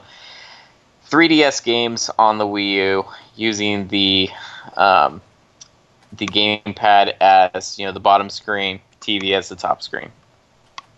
So you're going to just one-up what Alan said and say 3DS games on the Wii U. Well, I've been saying it all year long. All right. It's Fair an enough. inevitability. Fair enough. All right, you can put what he wants. There it is. Loki's up on the board with 3DS games on the Wii U. He did leave out the point, though, about that it disappoints. So, for what it's worth. All right, there it is. All right, so there it is. Loki's number one answer. Jason, we're over to you. What is your number one prediction? Jesus. Let's go with indie game released to such fanfare, they get signed on to a major publisher for a AAA release. The release doesn't have to happen, but the groundswell and fanfare has to happen in 2014. Indie game signed on to produce AAA port of same game. I'm going to try to shorten that to say indie goes from indie to AAA in the scope of a year. It works. Okay. Makes sense. Or I'm going to say indie game and put that on the board. Any idea what that type of game could be? A good one. If you knew it, you'd be a millionaire. Come on. All right, you'd be a millionaire. All right. Bochikawa says, so like what happened with Portal? I guess something like that, right? Yeah. Or well, yeah, that actually was kind of it because it was that narbacular drop. Yeah. All right, my number one answer. Here it is. It's a long one. I don't know how I'm going to shorten this for the board, but here it is. My number one answer. In 2014, the year of Captain Falcon, F-Zero U is announced. It's the greatest game ever made, and Wii U haters can shove it. Falcon Punch. That is my number one answer. Falcon Punch. F-Zero Boner Party. Basically. That's how you condense that down. Okay. That works. Nintendo's year of Captain Falcon. That's what they're going to call it, F-Zero Boner Party. Nintendo's year of Falcon Punch. Nintendo's year of Falcon Boner. I will accept that shortening. Nintendo year of Captain Falcon leads to F-Zero Boner Party. Fair enough. I like it. It is up on the board as my number one answer. All right. That means we are down to one more prediction to go up on the board. Just before we hear Alan's answer, some of the things we see in chat. Tech 2030 says Nintendo comes out with a 3DS player peripheral for the Wii U. Fifth Dream says a Final Fantasy XIV expansion. Game Guru says 2014, the year we predict disappointments in gaming. Tiger Claw says in 2014, Gabe Newell will announce the release date for the Half-Life movie. Degenerate Johnny says Nintendo pulls a Disney and starts buying up purchasable third-party LPs. IPs maybe. So those are some of the... I think he was saying Let's Plays. Let's Plays. Oh, I got it. Degenerate Johnny says Hearthstone will remain in beta throughout the whole year. That's womp womp. All right, I liked SSJ 100 Nats. What was that one? Gonna get thrown out next year. You already got thrown out last week. That's exactly what I said. All right, but it can happen again in 2014. Alan, there is one spot left on the list. What do you put in there as your number one prediction? Bethesda confirms and gives an ETA for either the next campaign Elder Scrolls game or Fallout 4. That's too wide of a net. Which one? Fallout 4. We've been waiting longer for that. So Bethesda confirms Fallout 4. And gives an ETA. Wasn't there an article about that in the last week or two? It sounds awfully familiar for some reason. It's going to be probably out in October. Oh, yeah. I'm sure that's I think that's an E3 given. Absolutely. Okay. All right. That's all right. All right. So here it is. Here it is, you guys. Here's what the board says right now. Innovation in video game industry leads to advances for the disabled. New Mass Effect screenshot causes shipping war. WoW loses 1 million subs over the year. 3DS games on the Wii U. Left 4 Dead 3 and Source 2 are out. Mario Kart 8 fails and Wii U prices dropped. Indie game goes from indie to AAA in the scope of a year. Oculus Rift released with a 4K resolution. Half-Life 3 won't get released. Nintendo Year of Captain Falcon leads to F-Zero boner party. Microsoft jacks the Rift. Ouya goes under. Bethesda confirms Fallout 4 and gives ETA. Nintendo brings DS ROMs to Wii U store and disappoints. And 8-bit Godfather passes. I got a name for Microsoft's Rift. What? The Jacked. Be quiet. All right. Well, I thought that was a really good name because you're jacked into the game. Jacked into the game. But you know, that is so opening it up to, I'm going to get jacked on my X-bone, you guys. Yeah, I'm jacking my X-bone. Duh. Duh. All right. Thanks for leading me to the joke that I was already at. But. Here we go. A lot of these answers coming off the list tonight because there's 5 of us, but that's the way it works. Remember, we have a new rule for 2013 that'll carry on into next year. When a host loses 2 answers, their remaining answer gets immunity. So think before you eliminate. So Dark Sakura, you get to eliminate any one of these you want off of the board. Dark Sakura, which of these is not worthy of the list? I'm not going to say it's not worthy of the list, but I just want to be a little bit less morbid, and I'm sorry, Alan, but I'm going to take off the 8-bit Godfather, just because, so nobody else has to. I kind of thought that was going to go. To be fair, even though it's probably going to happen. We brought it on ourselves. He said it was going to be dark, and we made him do it. So I honestly think it's going to happen. All right. So all right. I'm going to take it off. Well, it is stricken from the list, so we don't have to talk about it anymore. Loki, you're up next. I don't know if you can see the board there over at live.vognetwork.com, but which of these is not worthy of the list? Only because it doesn't really make any sense to me. It just seems very uninteresting. New Mass Effect screenshot causes shipping war. New Mass Effect. Well, to be fair, of course that's going to happen. She's not wrong. I know I'm not wrong. That's a guarantee. I mean, that's a guarantee. All right, it's too safe a prediction. So, and we're too edgy here at OLR for that. So it is stricken from the list. All right, fair enough. Jason, it's a tough job, but that's what we do here at OLR. Which of these is not worthy of the list? Oculus only has 1 C, by the way. That's okay. Will you just strike something from the list? You want me to strike that? I'm striking a letter from the list. You're striking a letter. All right, it has been stricken from the list. My goodness. That letter has been stricken from the list. Shit. There are 2 very, very good ones, and which one do I think is less likely of the 2? I am going to toss out 3DS games on the Wii U. Oh, 3DS games on the Wii U. You're going to stick with Alan's more morbid prediction that it's just the regular DS and it disappoints. I don't think either one of them, because the 3DS plays DS titles, but definitely not 3DS games on the Wii U, unfortunately. I would love it. Ain't gonna happen. All right, so it is stricken from the list. Loki loses 3DS games on the Wii U. Gone's gone. All right, my turn. I get to take something off the list. I am going to remove from the list... sorry, Loki, but I'm coming for you. You knew I was going to take this one off. I'm taking off Mario Kart 8 fails and the Wii U price drop. I think, again, just like the Mass Effect thing, that's too safe of a prediction. Of course, the Wii U price is going to drop, and I don't think Mario Kart 8 will fail. I think it'll be the second biggest game on the console next to Mario 3D World. So, sorry, Loki, but it is stricken from the list. But that does mean Left 4 Dead 3 and Source 2 coming out, that gets immunity, and Alan may not remove it from the list. So, Alan, which of these is not worthy of the list? Like a panicked engineer with a crowbar in his hand, Half-Life 3 won't get released. It's gone. You are not allowing that to happen. You are not. All right, fair enough. Sorry, Jason, but again, too safe, Jason. Good point. All right, it is stricken from the list. So there it is, guys. That was a very tough process. It was like pulling teeth, but here we go. The answers you have left to vote for. Innovation in video game industry leads to advances for the disabled. WoW loses 1 million subs over the year. Left 4 Dead 3 and Source 2 are out. Indie game goes from indie to AAA in the scope of a year. Oculus Rift released at 4K resolution. Nintendo Year of Captain Falcon leads to F-Zero boner party. Microsoft jacks the Rift. Ouya goes under. Bethesda confirms Fallout 4 and gives an ETA. Nintendo brings DS ROMs to the Wii U store and disappoints. Those are some hefty choices, you guys, but you can vote now. Now, some of you might be thinking, oh, all of those are going to come true. Well, you're going to click on your number 1 and your number 2. Remember, the first one you click is your number 1, and the second one you click is your number 2. Those are the ones you like the best of those answers that are up on the board. So have at it. It is now live, and you can vote for the next few minutes. They're at live.vognetwork.com. It is a live poll, and you may now vote. And we will tally up those answers and read the answers here in just a little bit.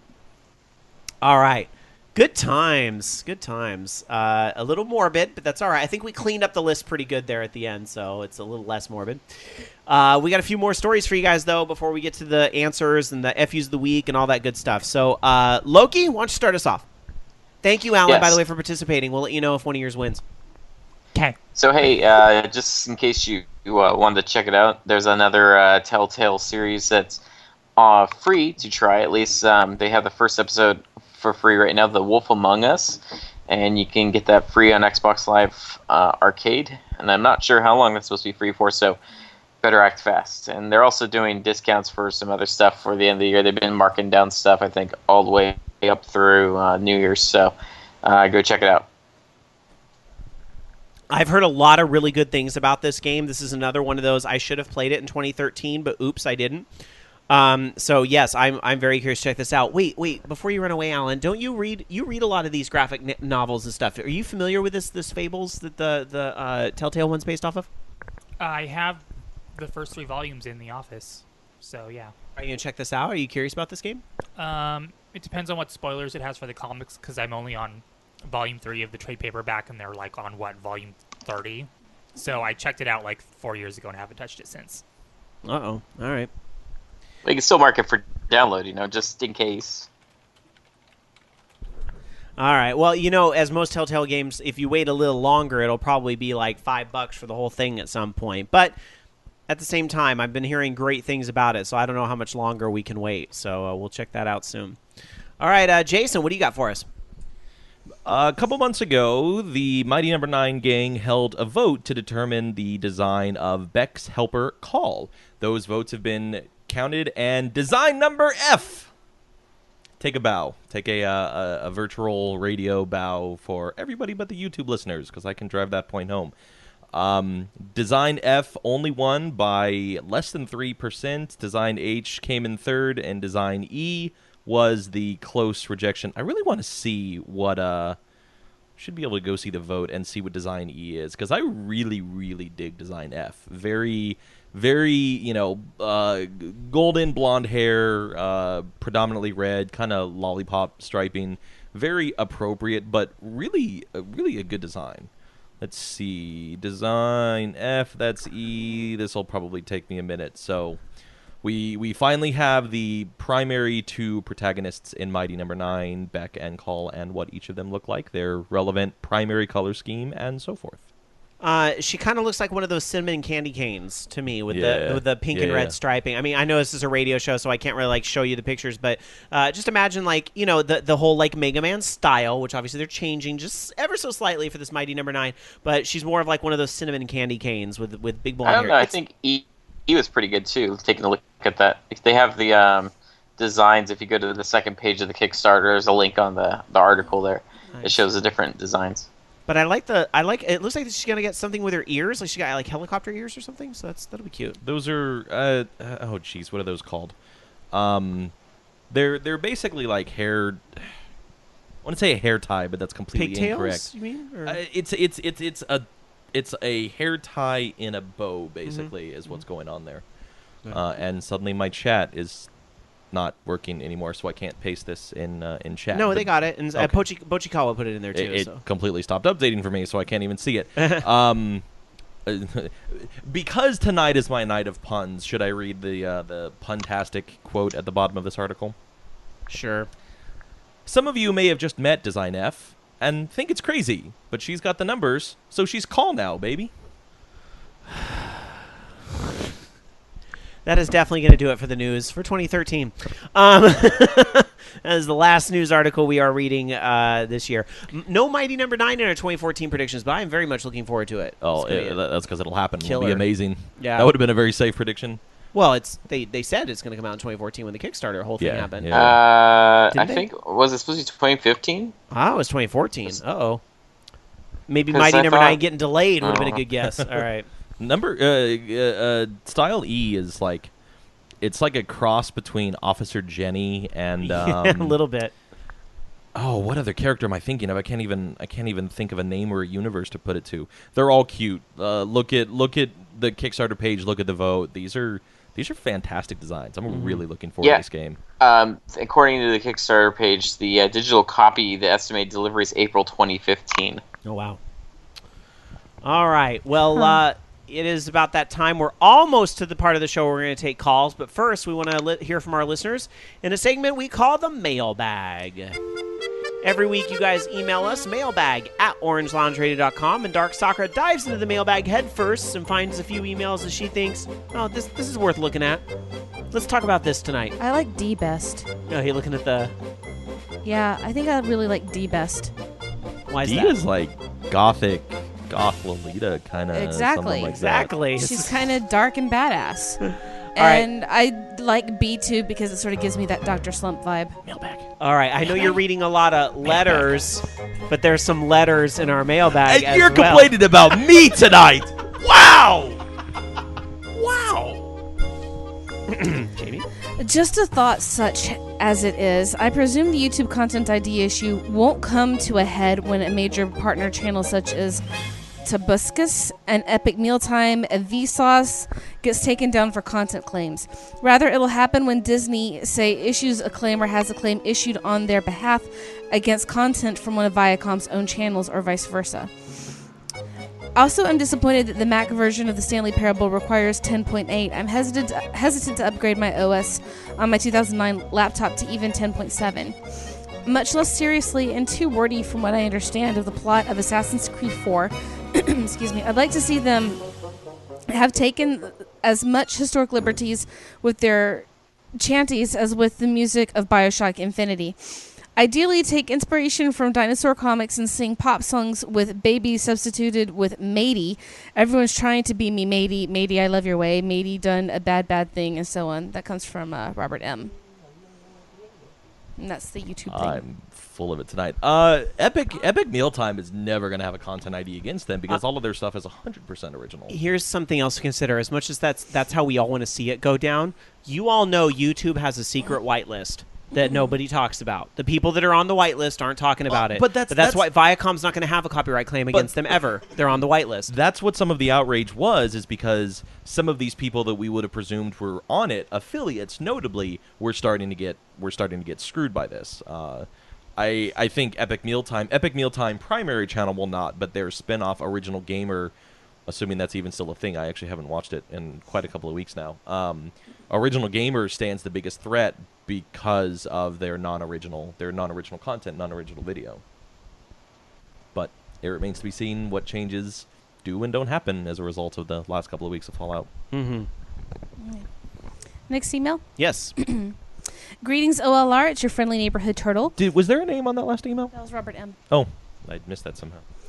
I wanted to share a quick story. I just finished rebuilding my DDR pad for this winter and have been jamming about 4 times a week. My legs have never hurt so bad, and I'm a hardcore road cyclist.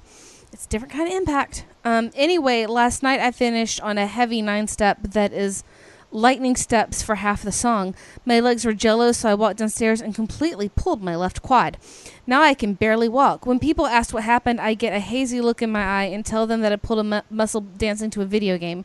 You know their typical response? They smile politely and walk away. They don't know what to say. How awkward. I don't know what to tell you. I'm going to give you a little bit of advice a trainer gave me, but by no means am I a trainer / doctor, whatever. When you are done playing DDR, don't walk downstairs, don't walk upstairs, don't do anything more strenuous. Walk slowly and stretch. Stretch while your muscles are warm, and usually you'll avoid cramps. That's just my experience, but again, I'm not a professional, so I'm just saying. I think it's a generally accepted thing out there, too. Make sure you always stretch before you play. No, don't stretch before you play. Really? Stretch after you warm up. Okay. If you stretch a muscle when it has not warmed up, you can do more damage to it. Okay, fair enough. I can see that because they do say you should walk a little bit before you do like stretching. Well, here's an example. When I go to the gym, I spend 5 minutes on a bike or recumbent bike or the treadmill. Then I do 10 minutes of yoga. Then I lift my weights. So, just saying. But always stretch after you've done doing anything strenuous, because then that'll prevent cramps. Am I getting old, or am I just overdoing it? As a 34-year-old, this is my main form of exercise during the non-cycling months. I'm sure you guys have had DDR injuries, right? Well, actually, you remember the issue I had? It's been a long time, but yeah. I did fall and hit my head on the machine once. But you remember those shoes that I had that I couldn't do jumping moves because the arch support in my shoes were sending pain. It sent pain up my feet. And so I would come off of the machine with shooting pain going up both of my legs, coming directly from my arches, because I already have pretty hefty arches in my feet. I don't have flat feet. I have the opposite problem. I have really high arches in my feet. And when I changed from using arch support shoes to using either flats like Converse All-Stars or the Airwalk equivalent and my Vibrams, that all went away.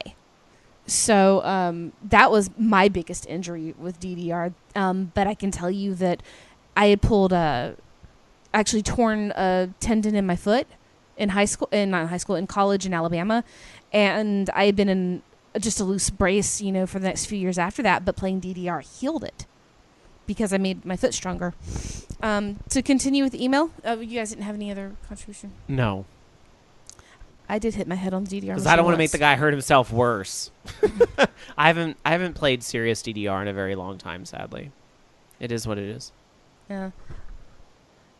There's a few people in chat room, by the way. Def said I twisted my ankle playing DDR twice. Once on a Cobalt Flux pad. It was rather painful.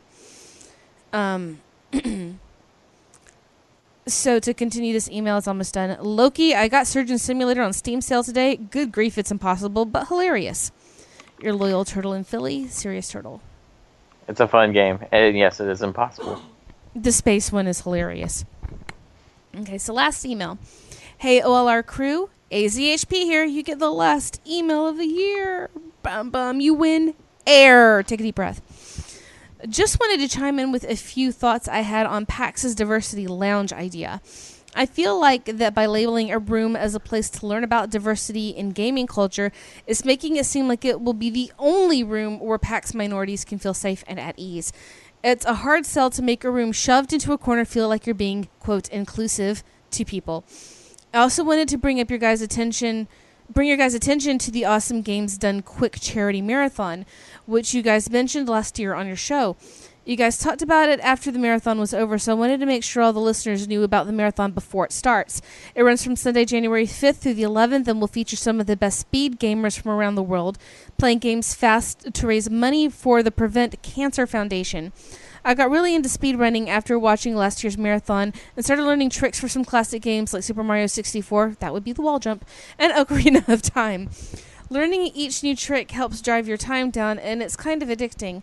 Side note, my best times on the games are 22 minutes for Super Mario 64 and 25 minutes for Ocarina of Time. There are bidding wars and prize raffles throughout the marathon as well, so if you want to donate money to a good cause, have the chance to win prizes, and watch people completely wreck games that you love in ways you never thought possible, make sure to watch and just search Awesome Games Done Quick, and it will be the first link. Thanks for reading my email. Hope you all had a happy holiday and have a happy new year, AZHP. Thank you. Thank you for reminding me of the charity event. I know Flacco Jones is a big fan of this too. So it's an ex-furl and a Horde House watches a lot of this too. These guys are very popular, and it's for good reason. And that speedrun stuff can be addicting. I'm terrible at it, but it's sure fun to think about it. Those people others. Are just like the level of detail that they understand a game's engine is phenomenal to me. Well, I used to be able to do that when I was a kid. So I was watching. There's a buddy of mine that grew up in New Mexico that recently moved out to Maine, and I've been watching a lot of the stuff that he's been playing. He knows like Spyro. I don't remember if it's 2 or 3, but he knows like Spyro glitches like the back of his hand. And he's getting really, really good at getting them reproducible. He's speedrunning Shattered Memories, even though I don't think there's any glitches in it. He just finds the best path and skips through the sequences and cutscenes, the doctor sequences as much as possible, as quick as possible, all that kind of stuff. and it's that speedrun is literally just learning the best path of the game. But like I revisited some of those awesome games done quick videos from the summer, and somebody was speedrunning Super Meat Boy just Light World clear. I don't think he did Dark Worlds, but they also got Team Meat in on Skype. And the programmers of the game they were shocked that they had never heard of some of these bugs before. Whether they went and fixed them after the fact or figured out why they're happening, I have no idea. But just the level of dedication that whether they stumble across it randomly or with skill, completely phenomenal. And everything about that production is so fantastic. Great charity, great video, great skill. I didn't know they do it twice a year, so I'm definitely looking forward to being able to watch that in a week or two.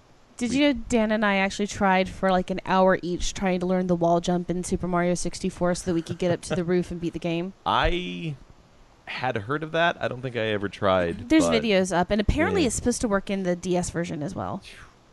I don't have the precision to play that on Mario 64 DS. All right. That is it for the mailbag. And indeed, that is it. This is also your very last chance to vote in tonight's listless. You're already slacking if you waited this long. This is your last chance. Live.vognetwork.com. And we will read the answers here shortly. But first, we have the FUs of the week. Here we go.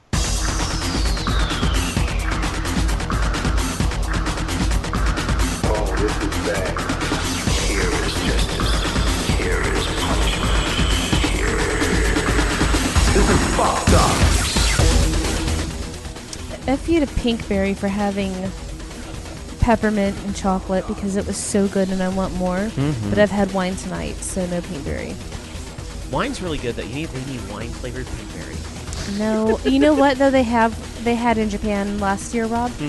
They had Muscat grape Kit Kats. And they were amazing. I bet. My friend who lives in Nagoya sent... You remember my friend Julie, right? Yeah. And our friend Krista? Yeah. Krista lives in Nagoya. Oh, nice. She sent Julie a bunch of Muscat Kit Kats, and we went through the whole box. They're amazing. So, okay, Pinkberry, get Muscat flavor. Do it. All right.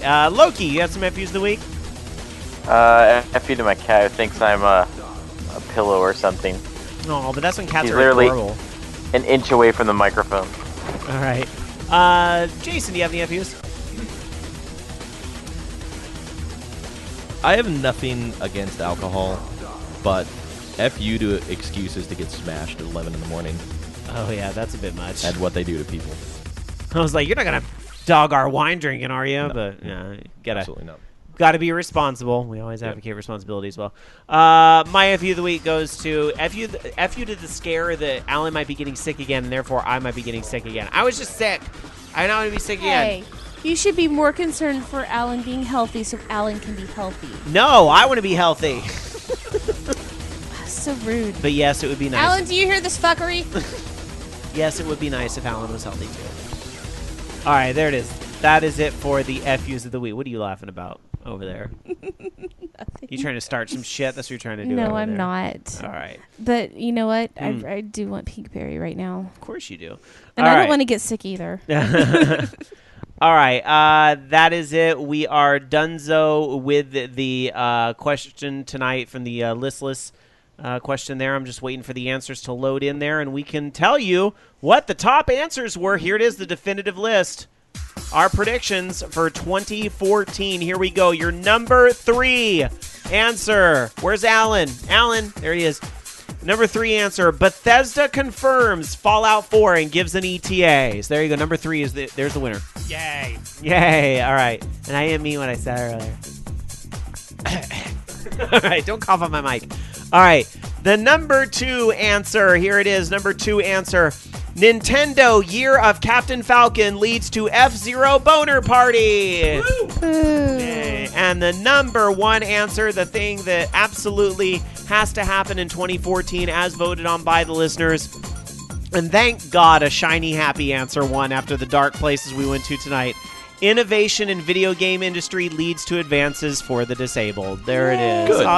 See, Very good. We're all nice people after all. Sometimes. Wink, wink. Eventually. All right. There it is. The definitive list. Again, that is Fallout 4 confirmed, F-Zero Boner Party, and innovation leading to advances for the disabled. There it is. Thank you guys for participating in Listless tonight. We hope to do that again. We have gone too long since the last time we played that game, so we will have to do that again very soon. So there it is. That is it for the mailbag, the stories. We are now ready for your calls tonight at 1-877-GAME-OLR, or our username on Skype is Orange Lounge Radio. It is that time to give us a call. Now, I'm going to I'm going to apologize in advance. We're doing something a little different with the Skype line tonight, and so I'm getting to test this live on air as we're going. So please bear with us. But with this setup, we do not have to say goodbye to Loki. He can stay on the line and chat with our Skype call. So if you want to talk to Loki or anybody here in studio, or give your own thoughts on what happened in 2013 or what you'd like to see in 2014, give us a call right now, 1-877-GAME-OLR, or our username on Skype, Orange Lounge Radio, all one word. Meanwhile, some last-minute stories, possibly, maybe. Loki, do you have anything for last-minute stories tonight? No, sadly I don't. Yeah, there's really not a whole heck of a lot going on, is there? So let me see if we have any Twitter topics. I'm going to try to pull those up real quick here. Again, while we wait for some calls, 1-877-GAME-OLR, or our username on Skype, Orange Lounge Radio, all one word. You know, I hope it works.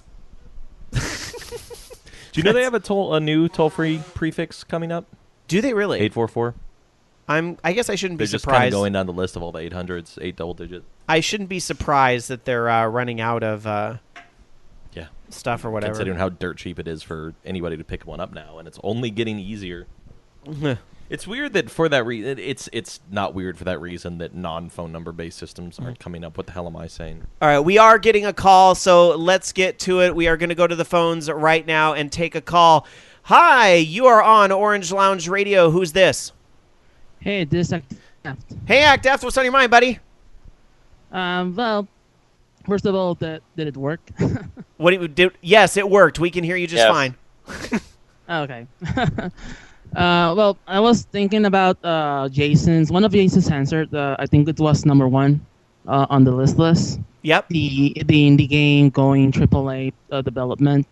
Yes. And I was thinking about the My Little Pony fighting game that got cease and desist. Why are you laughing, Jason? You're laughing like crazy over there. Because this doesn't surprise me, I guess. Of course, you're thinking about if you the My know Little me, Pony game, right? It shouldn't. Well, I was thinking about that, and now they're working on their own game, their own original game. Mm-hmm. And I was thinking about it and hoping that possibly it could get picked up like a big publisher or something, and get a big release, something like maybe possibly like Schoolgirls. That it was a small release, but then it got big. I was gonna say, to be fair though, Skullgirls was wasn't really a AAA title. I mean, I know it has a lot of fans, but it's not exactly AAA. I'm not knocking it. I'm just saying. Right? Yeah, maybe not that big, or maybe not AAA, but big, mostly. Oh, fair enough. Fair enough. What else? Any gaming resolutions you have for 2014? Or no, we read one of your answers during the Google answers, right? One of my Google. Sorry. Something beeping over there? Was that the Power Rangers my phone theme? beep. What was that? Yeah. Yeah, it was my phone. Sorry. Right. Well, yeah. You already read my resolutions, and sorry again. Damn it. Stop texting Act Deft. He's on the radio, people. Well, there we go. All my gaming resolutions are mostly a new PC for gaming, because my current one is good, but not that great. Mm-hmm. Mostly the processor is old, so I need to at least replace that. And yes, Matt, it was Power Rangers ringtone. Yes, it was. All right. Go ahead. But yeah, my other resolution, the HD TV, is my top priority right now, because I have the gaming consoles and even the PC, which I have the video card has HDMI out, so I can use that for gaming too. Will probably happen soon since I'm pretty much saving the money for that. So yeah, that's mostly what I want to do in next year, and of course my hundreds and hundreds of games on Steam, and not to mention on Xbox. I have the Xbox games that I haven't finished, so I need to get on that. There's too much to play, but it's not exactly a bad problem to have, right? Yeah, too much to play and so little time. All right. Well, Act F, buddy, we're going to let you go to try and get some more calls, but thanks so much for the call, and have a great New Year. Thank you. You too. All right. Take care, buddy. All right. We're going to open up the Skype line once again for some more calls over at 1-877-GAME-OLR or our username on Skype, Orange Lounge Radio. Again, that's 1-877-GAME-OLR or our username on Skype, Orange Lounge Radio, all one word. Skype line's open right now. I was going to try to get to some Twitter topics while we wait for another call here, if I can. I want to read a tweet. We had something from YYR, and I want to make sure I got this one because this is really funny what happened here. Okay, YYR sent us a tweet here on Twitter, and it says, the #1 downloadable 3DS game in Japan this year, Bike Rider DX. Why? It's awesome. It's $2.99 in the North American eShop. Buy it, OLR. All right, and get this. It was retweeted by who? The makers of the game. Look at that. Retweeted by the makers of the game. So very cool there. So yeah, I guess I'll have to check that out. I don't know much about that game. Is it like a Sight Bike? Because that's kind of what it looks like to me, just based on what little I see here. I'm trying to see if there's some of the pictures here. Looks like a lot of this stuff is just retweeted. Oh no, it doesn't actually look like a Sight Bike at all. It's like this more like a little like 2D platformer type of thing. That's kind of cute. That's kind of cute. Yeah, for $2.99. I'd try it. So it's probably a style of game not terribly unlike Trials, where more lean mechanics and physics and all that kind of stuff. Yeah, it might be a little more something like that. It is a very attractive looking game. I've never heard of this before. 3DS eShop. I know what purchase I'm making in the near future. I was like, I think I might actually have enough left in my wallet now that it's shared between Wii U and 3DS. Because I put like $10 in the other day when I bought Castlevania and stuff. So I might, which I know I don't have to do that, but whatever. Again, 1-877-GAME-OLR or username on Skype, Orange Lounge Radio. Last chance to call the show ever in 2013. So give us a call and we'll talk. I don't know. Do I have other tweets? Let me look. Let's go to other tweets. Twitter.com/OLR if you want to send us a tweet for a future week. Although I'm going to be real honest, I tend to only see the stuff the day of the show.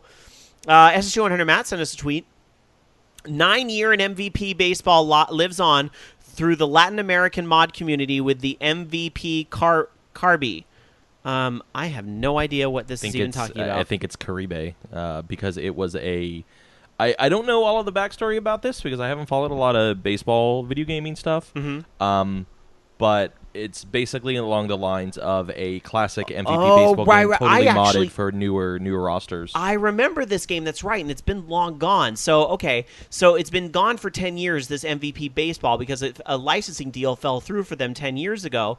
But things live on thanks to this remake, essentially, that's on the PC, which is a celebration of Latin American baseball. That's pretty cool.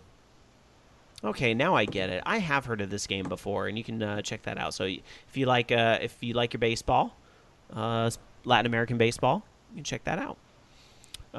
Let's see. Trying to find some other tweets here over at twitter.com/OLR. Gemmet Hunts tweeted us earlier this week and or actually it was just yesterday, saying, "Oh God, Sky, OLR. I got started on Tiny Death Star this week.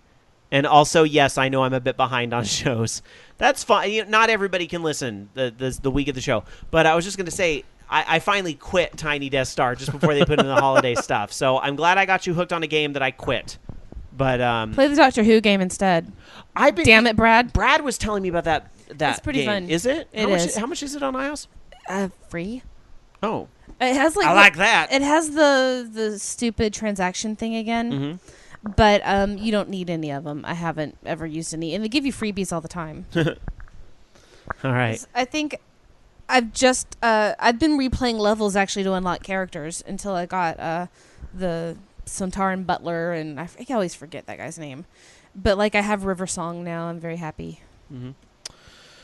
All right, I'm going to give one more shout out for the Skype line and see if we get anybody. That's weird. No, everybody's shy here on the last night of the year. 1-877 game OLR or username. I was worried that the setup didn't work because I have things run differently tonight, but ActDef got through, so I know it works. No, I think that they're being reflective on the year. Are they? They're just being quiet and pensive on the year, perhaps. I think so. So there's a lot of Doctor Who games that all have subtitles. Do you know what the subtitle for this particular one is? Crap, let me look it up because I have my. Let me read a couple. Let me do a couple other quick tweets if I can, real quick. There was a tweet. This was I remember this email from last week. I don't know if you guys remember this email last week from CK Ender, who was kind of giving us another perspective, and I believe it was the email on the NSA and it was kind of making us think differently about that. Well, CK Ender sent us a tweet and said, "Thanks for reading my email and giving it a fair shake. Great show this week. Hey, you know what? Well thought out opinions. I'm always for presenting both sides of the story, so I'm all for that." Let's see. We also have another tweet from earlier this week from Dave Falcon, who said, "To the OLR gang, Sky, Loki, and Dark Sakura, hope you and your families have a great Xmas and best wishes for Happy New Year." Well, thank you very much. Same to you. That was kind. That was very nice. All right, and Tiger Claw sent us one more tweet again. This is the last call for calls. I can't believe nobody's going to call in last show of the year except ActDeft. Are you guys going to let ActDeft have the final word this year? All right, I think ActDeft has earned the final word. 1-877 game OLR or your username on Skype, Orange Lounge Radio. Tiger Claw 305 sending us a tweet here, and this will probably be the last one for the year. Porn discovered on 3DS, purchased as Christmas present for 8-year-old. Oh, I saw that. I can't believe this didn't make it in the show roll. I even came across this week and meant to put it in. Here's why I don't necessarily bad choice of word. Well, this is why I don't necessarily like talking about this article. This really at its core has nothing to do with gaming. It's just shithead moves giving all of us a bad name. And I'm not saying you can't put porn on your 3DS. I don't care. Put all the porn you want on your 3DS. Get rid of it if you're going to sell it to a third party, because A, you want to get rid of your personal data. B, what if that's you in that porn, which I know most some of y'all companies have a protocol for removal, which this company should have done in words and not in execution. Yeah, but during the Christmas season. So, but is it? Oh, it is a link to a local news story. I gotta bring it. News. I gotta bring it up here. I gotta see how the local news. You know what? If you guys aren't gonna call us on Skype, then we're gonna entertain ourselves here. You know what's worse? Huh? My local news. Actually recognize the station. Well, it's Colorado's Denver's news? Local NBC. Uh-oh. Well, let's see here. I'm going to try to bring this up here in studio real quick. Again, I did not screen this, so we're going to take a look at this. We're doing it live. Yeah, fuck it. We'll do it live. All right, let's see. Where is it? Where's the story? Here it is. WAVY? Davey Wavy News 10 reports on this story. Here it is. WAVY 10 on your side. Wait, what?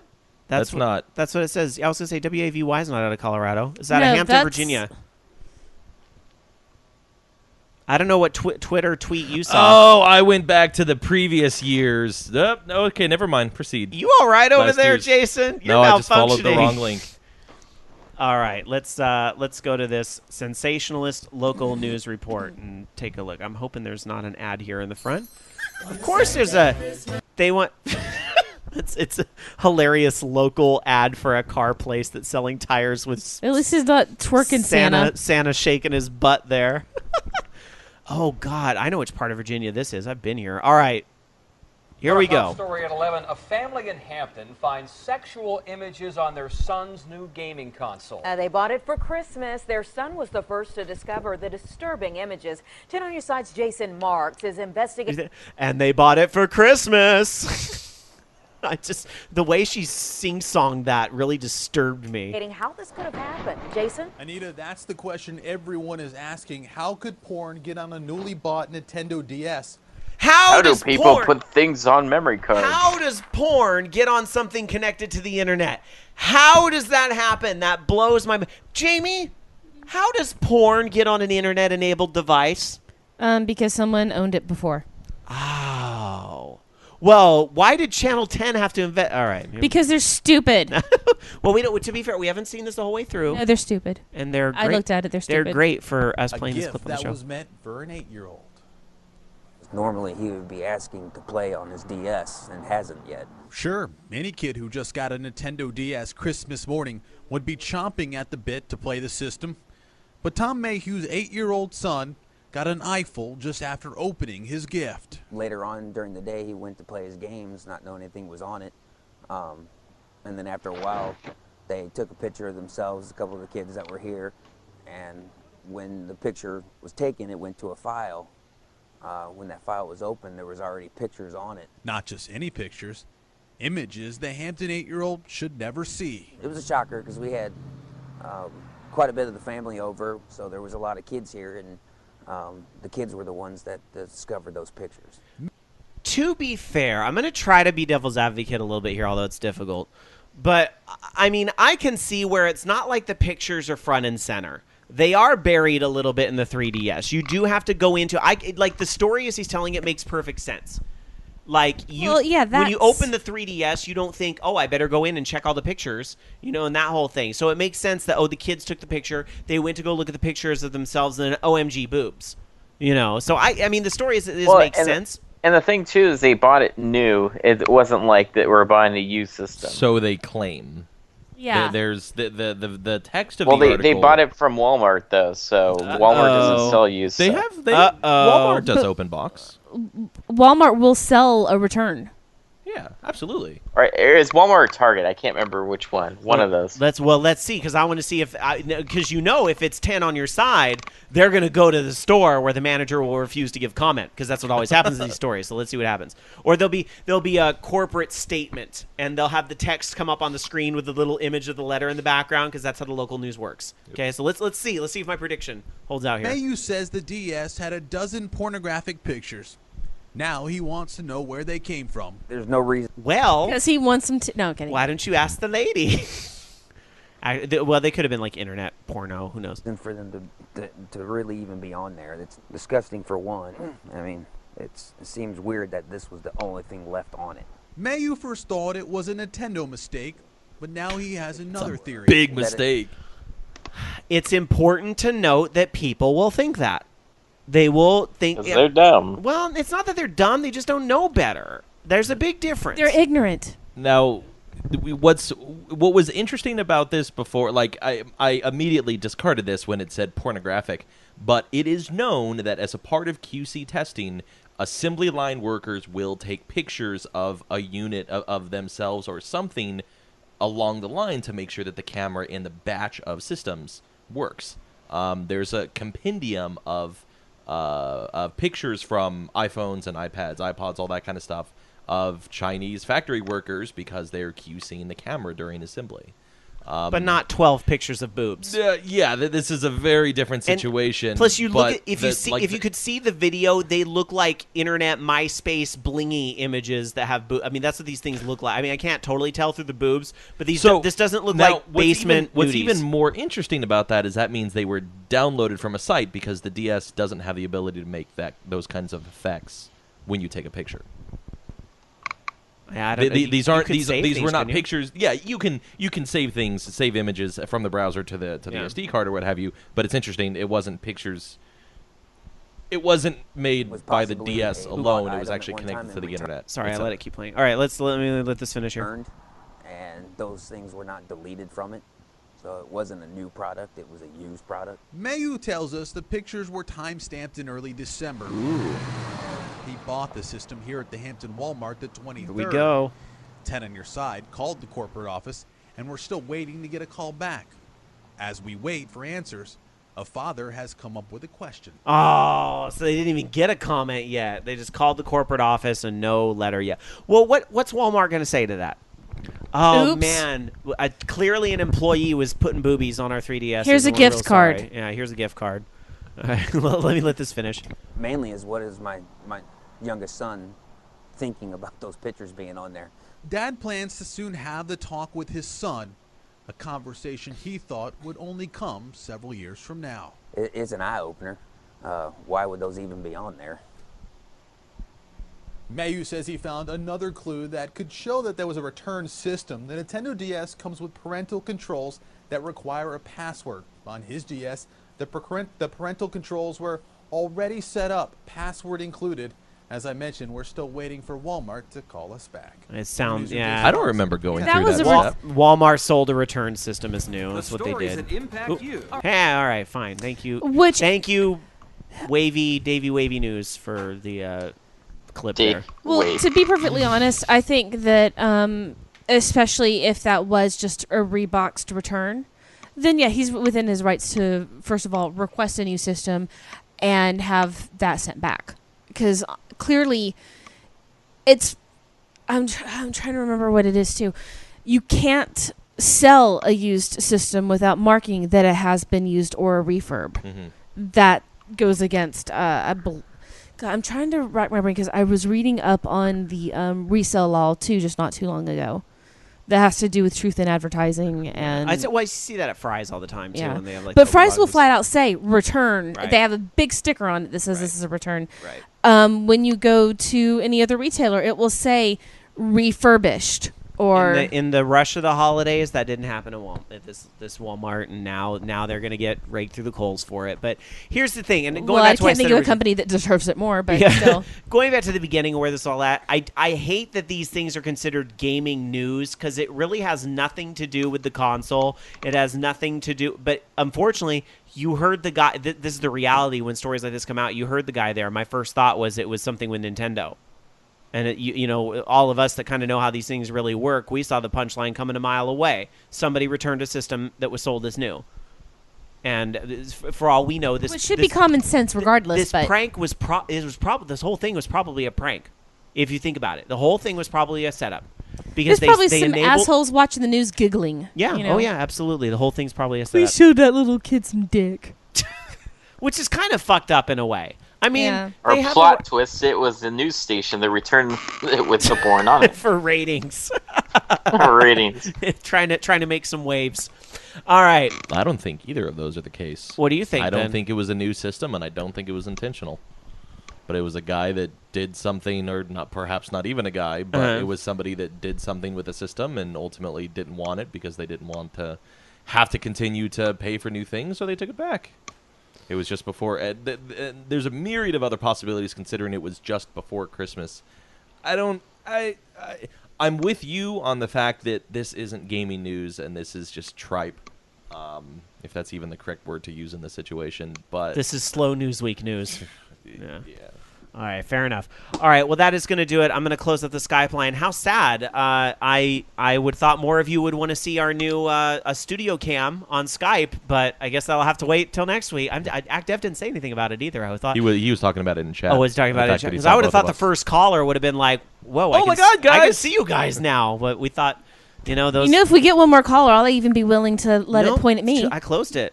Too You late. lose. Done. It will have to be a 2014 enhancement to the show, except for ActDef got a sneak peek because he was willing to call.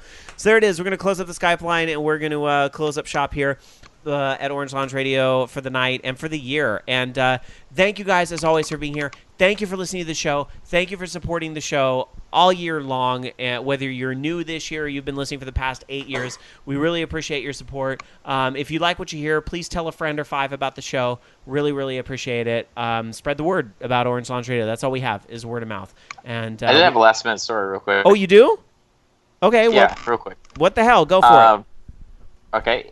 Apparently at the 30th Chaos Communication Congress, which is a HackerCon, they demonstrated that they have cracked the Nintendo Wii U Gamepad controller to allow streaming of PC content to it. So you can use it almost like NVIDIA Shield. Oh, wow. And so it's obviously early and a little bit buggy, but they're releasing code out there to make that happen. Apparently, they're building tools to allow that to stream stuff on Windows and OS X. CCC is an amazing collective. They do some fantastic shit. I love them so much. This is great news. All right. Didn't they also crack the Wiimote? I Probably. don't remember what name went behind that. If you caught the news about the lifting fingerprints off the phone in order to fake out the iPhone 5S's fingerprint sensor, that was also a CCC project. Yeah. They are based out of Germany, and a coworker of mine has been to a handful of their meetups before. if I ever find myself in Germany, would love to go. Alrighty. Some thoughts in our chat room. Ragenator saying, here's a thought on the porn story. What are the odds that a parent, probably the dad, was testing out the system before it was wrapped, forgot that the pics are on the system, and when the pics were discovered, the parents tried covering their asses? You know, crazier things have happened in the world, but in this case, I don't really think that's what happened. But you know what's interesting, My though? finger slipped on the There's trigger. guys sitting at home watching the Channel problem 10. too is the date stamp is different. The date stamp's That's earlier true. than he purchased it. That's true. All right. Well, anyway, okay, we really are going to wrap up the show. I don't want to talk for the first time in my life. I don't want to talk about porn anymore. All right, that is going to do it though for another episode. It's a Christmas miracle. Christmas is Here over. you go, kid. Dick. You get dick for Christmas. All right, that's it. We're done. We're out of here. Thank you guys so much for supporting the show. And again, tell a friend about the show. We're going to go around and get final thoughts. Jason, thank you for being here, taking the trek from the Bay Area to be here. I'm hoping we can at least do one show in your neck of the woods at some point. It will be wonderful if it comes to fruition. That's a goal for 2014, one of our goals, a road show, a legit road show, because we haven't done one in a while. I don't know if we haven't done one live since OLR was on Live 365. Like, I know we did like DDR tournaments. I think that was like the last time we did like a full-on live show. I think. Don't quote me on that. I guess the E3s don't count because they were special mini shows during the week and not Sunday shows. And they were we did when the All Games Frat House, as I called it, but it was the arena lounge thing they had back in when All Games. Yeah. They had that. We did do a live show there. That would probably during one of the E3s. That would probably be the last time we did like a full-on show, start to finish, remote. That was a really cool setup. It's only a couple years ago. It was what, 2006, I think. I know, like I said, just a couple. That was good memories though. Good memories though. All right. Okay, that's it. We're gonna go around and get final thoughts. Jason, now is your turn. What's your final thought? Merry fucking 2014, people. Good final thought. Loki via the Skype line. Your final thought. Looks like Grand Theft Auto 5 is becoming the hacker fest as Grand Theft Auto 4 was. So it's to be interesting how they slap the wrists of all these people doing that. I've been hearing that, actually. What a shock. I am so shocked that somebody has hacked Grand Theft Auto 5. This is so surprising. They made it so easy. That's the problem. My final thought tonight is I feel really good. You know what? This has been a really good year for the show. One of our best since probably. And I'm not really talking quality. Like, this show's always good. No, but we always try to bring it every week. But just in terms of like the growth of the show and everything, this has been probably like our best year since like podcasting went live. So I just like really want to thank everybody again for their support and the new listeners we got over the year, and just thank you for being a part of our little family here on Sunday nights. Really appreciate it. Thank you. Dar Sakura, last but not least, the final word of 2013. I'm actually going to retire Reject False Icons because Gorillaz is gone. Did they officially? I think Gorillaz is officially over because Blur's touring again. I see. But I have a new one for you guys. Okay. Think before you speak and think before you type.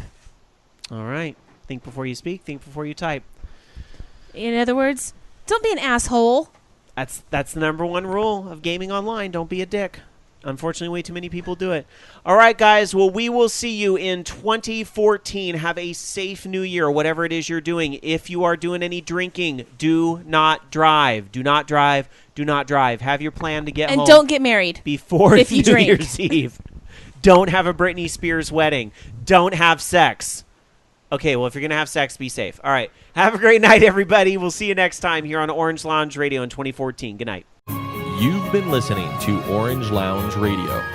Orange Lounge Radio is a production of OLR Studios. To join us for a live show, tune into VogNetwork.com Sunday nights at 6 p.m. Pacific, 9 p.m. Eastern. The views and opinions expressed in this program do not necessarily reflect those of the staff of Orange Lounge Radio or Vog Network, but you know they were all still true. See you next week.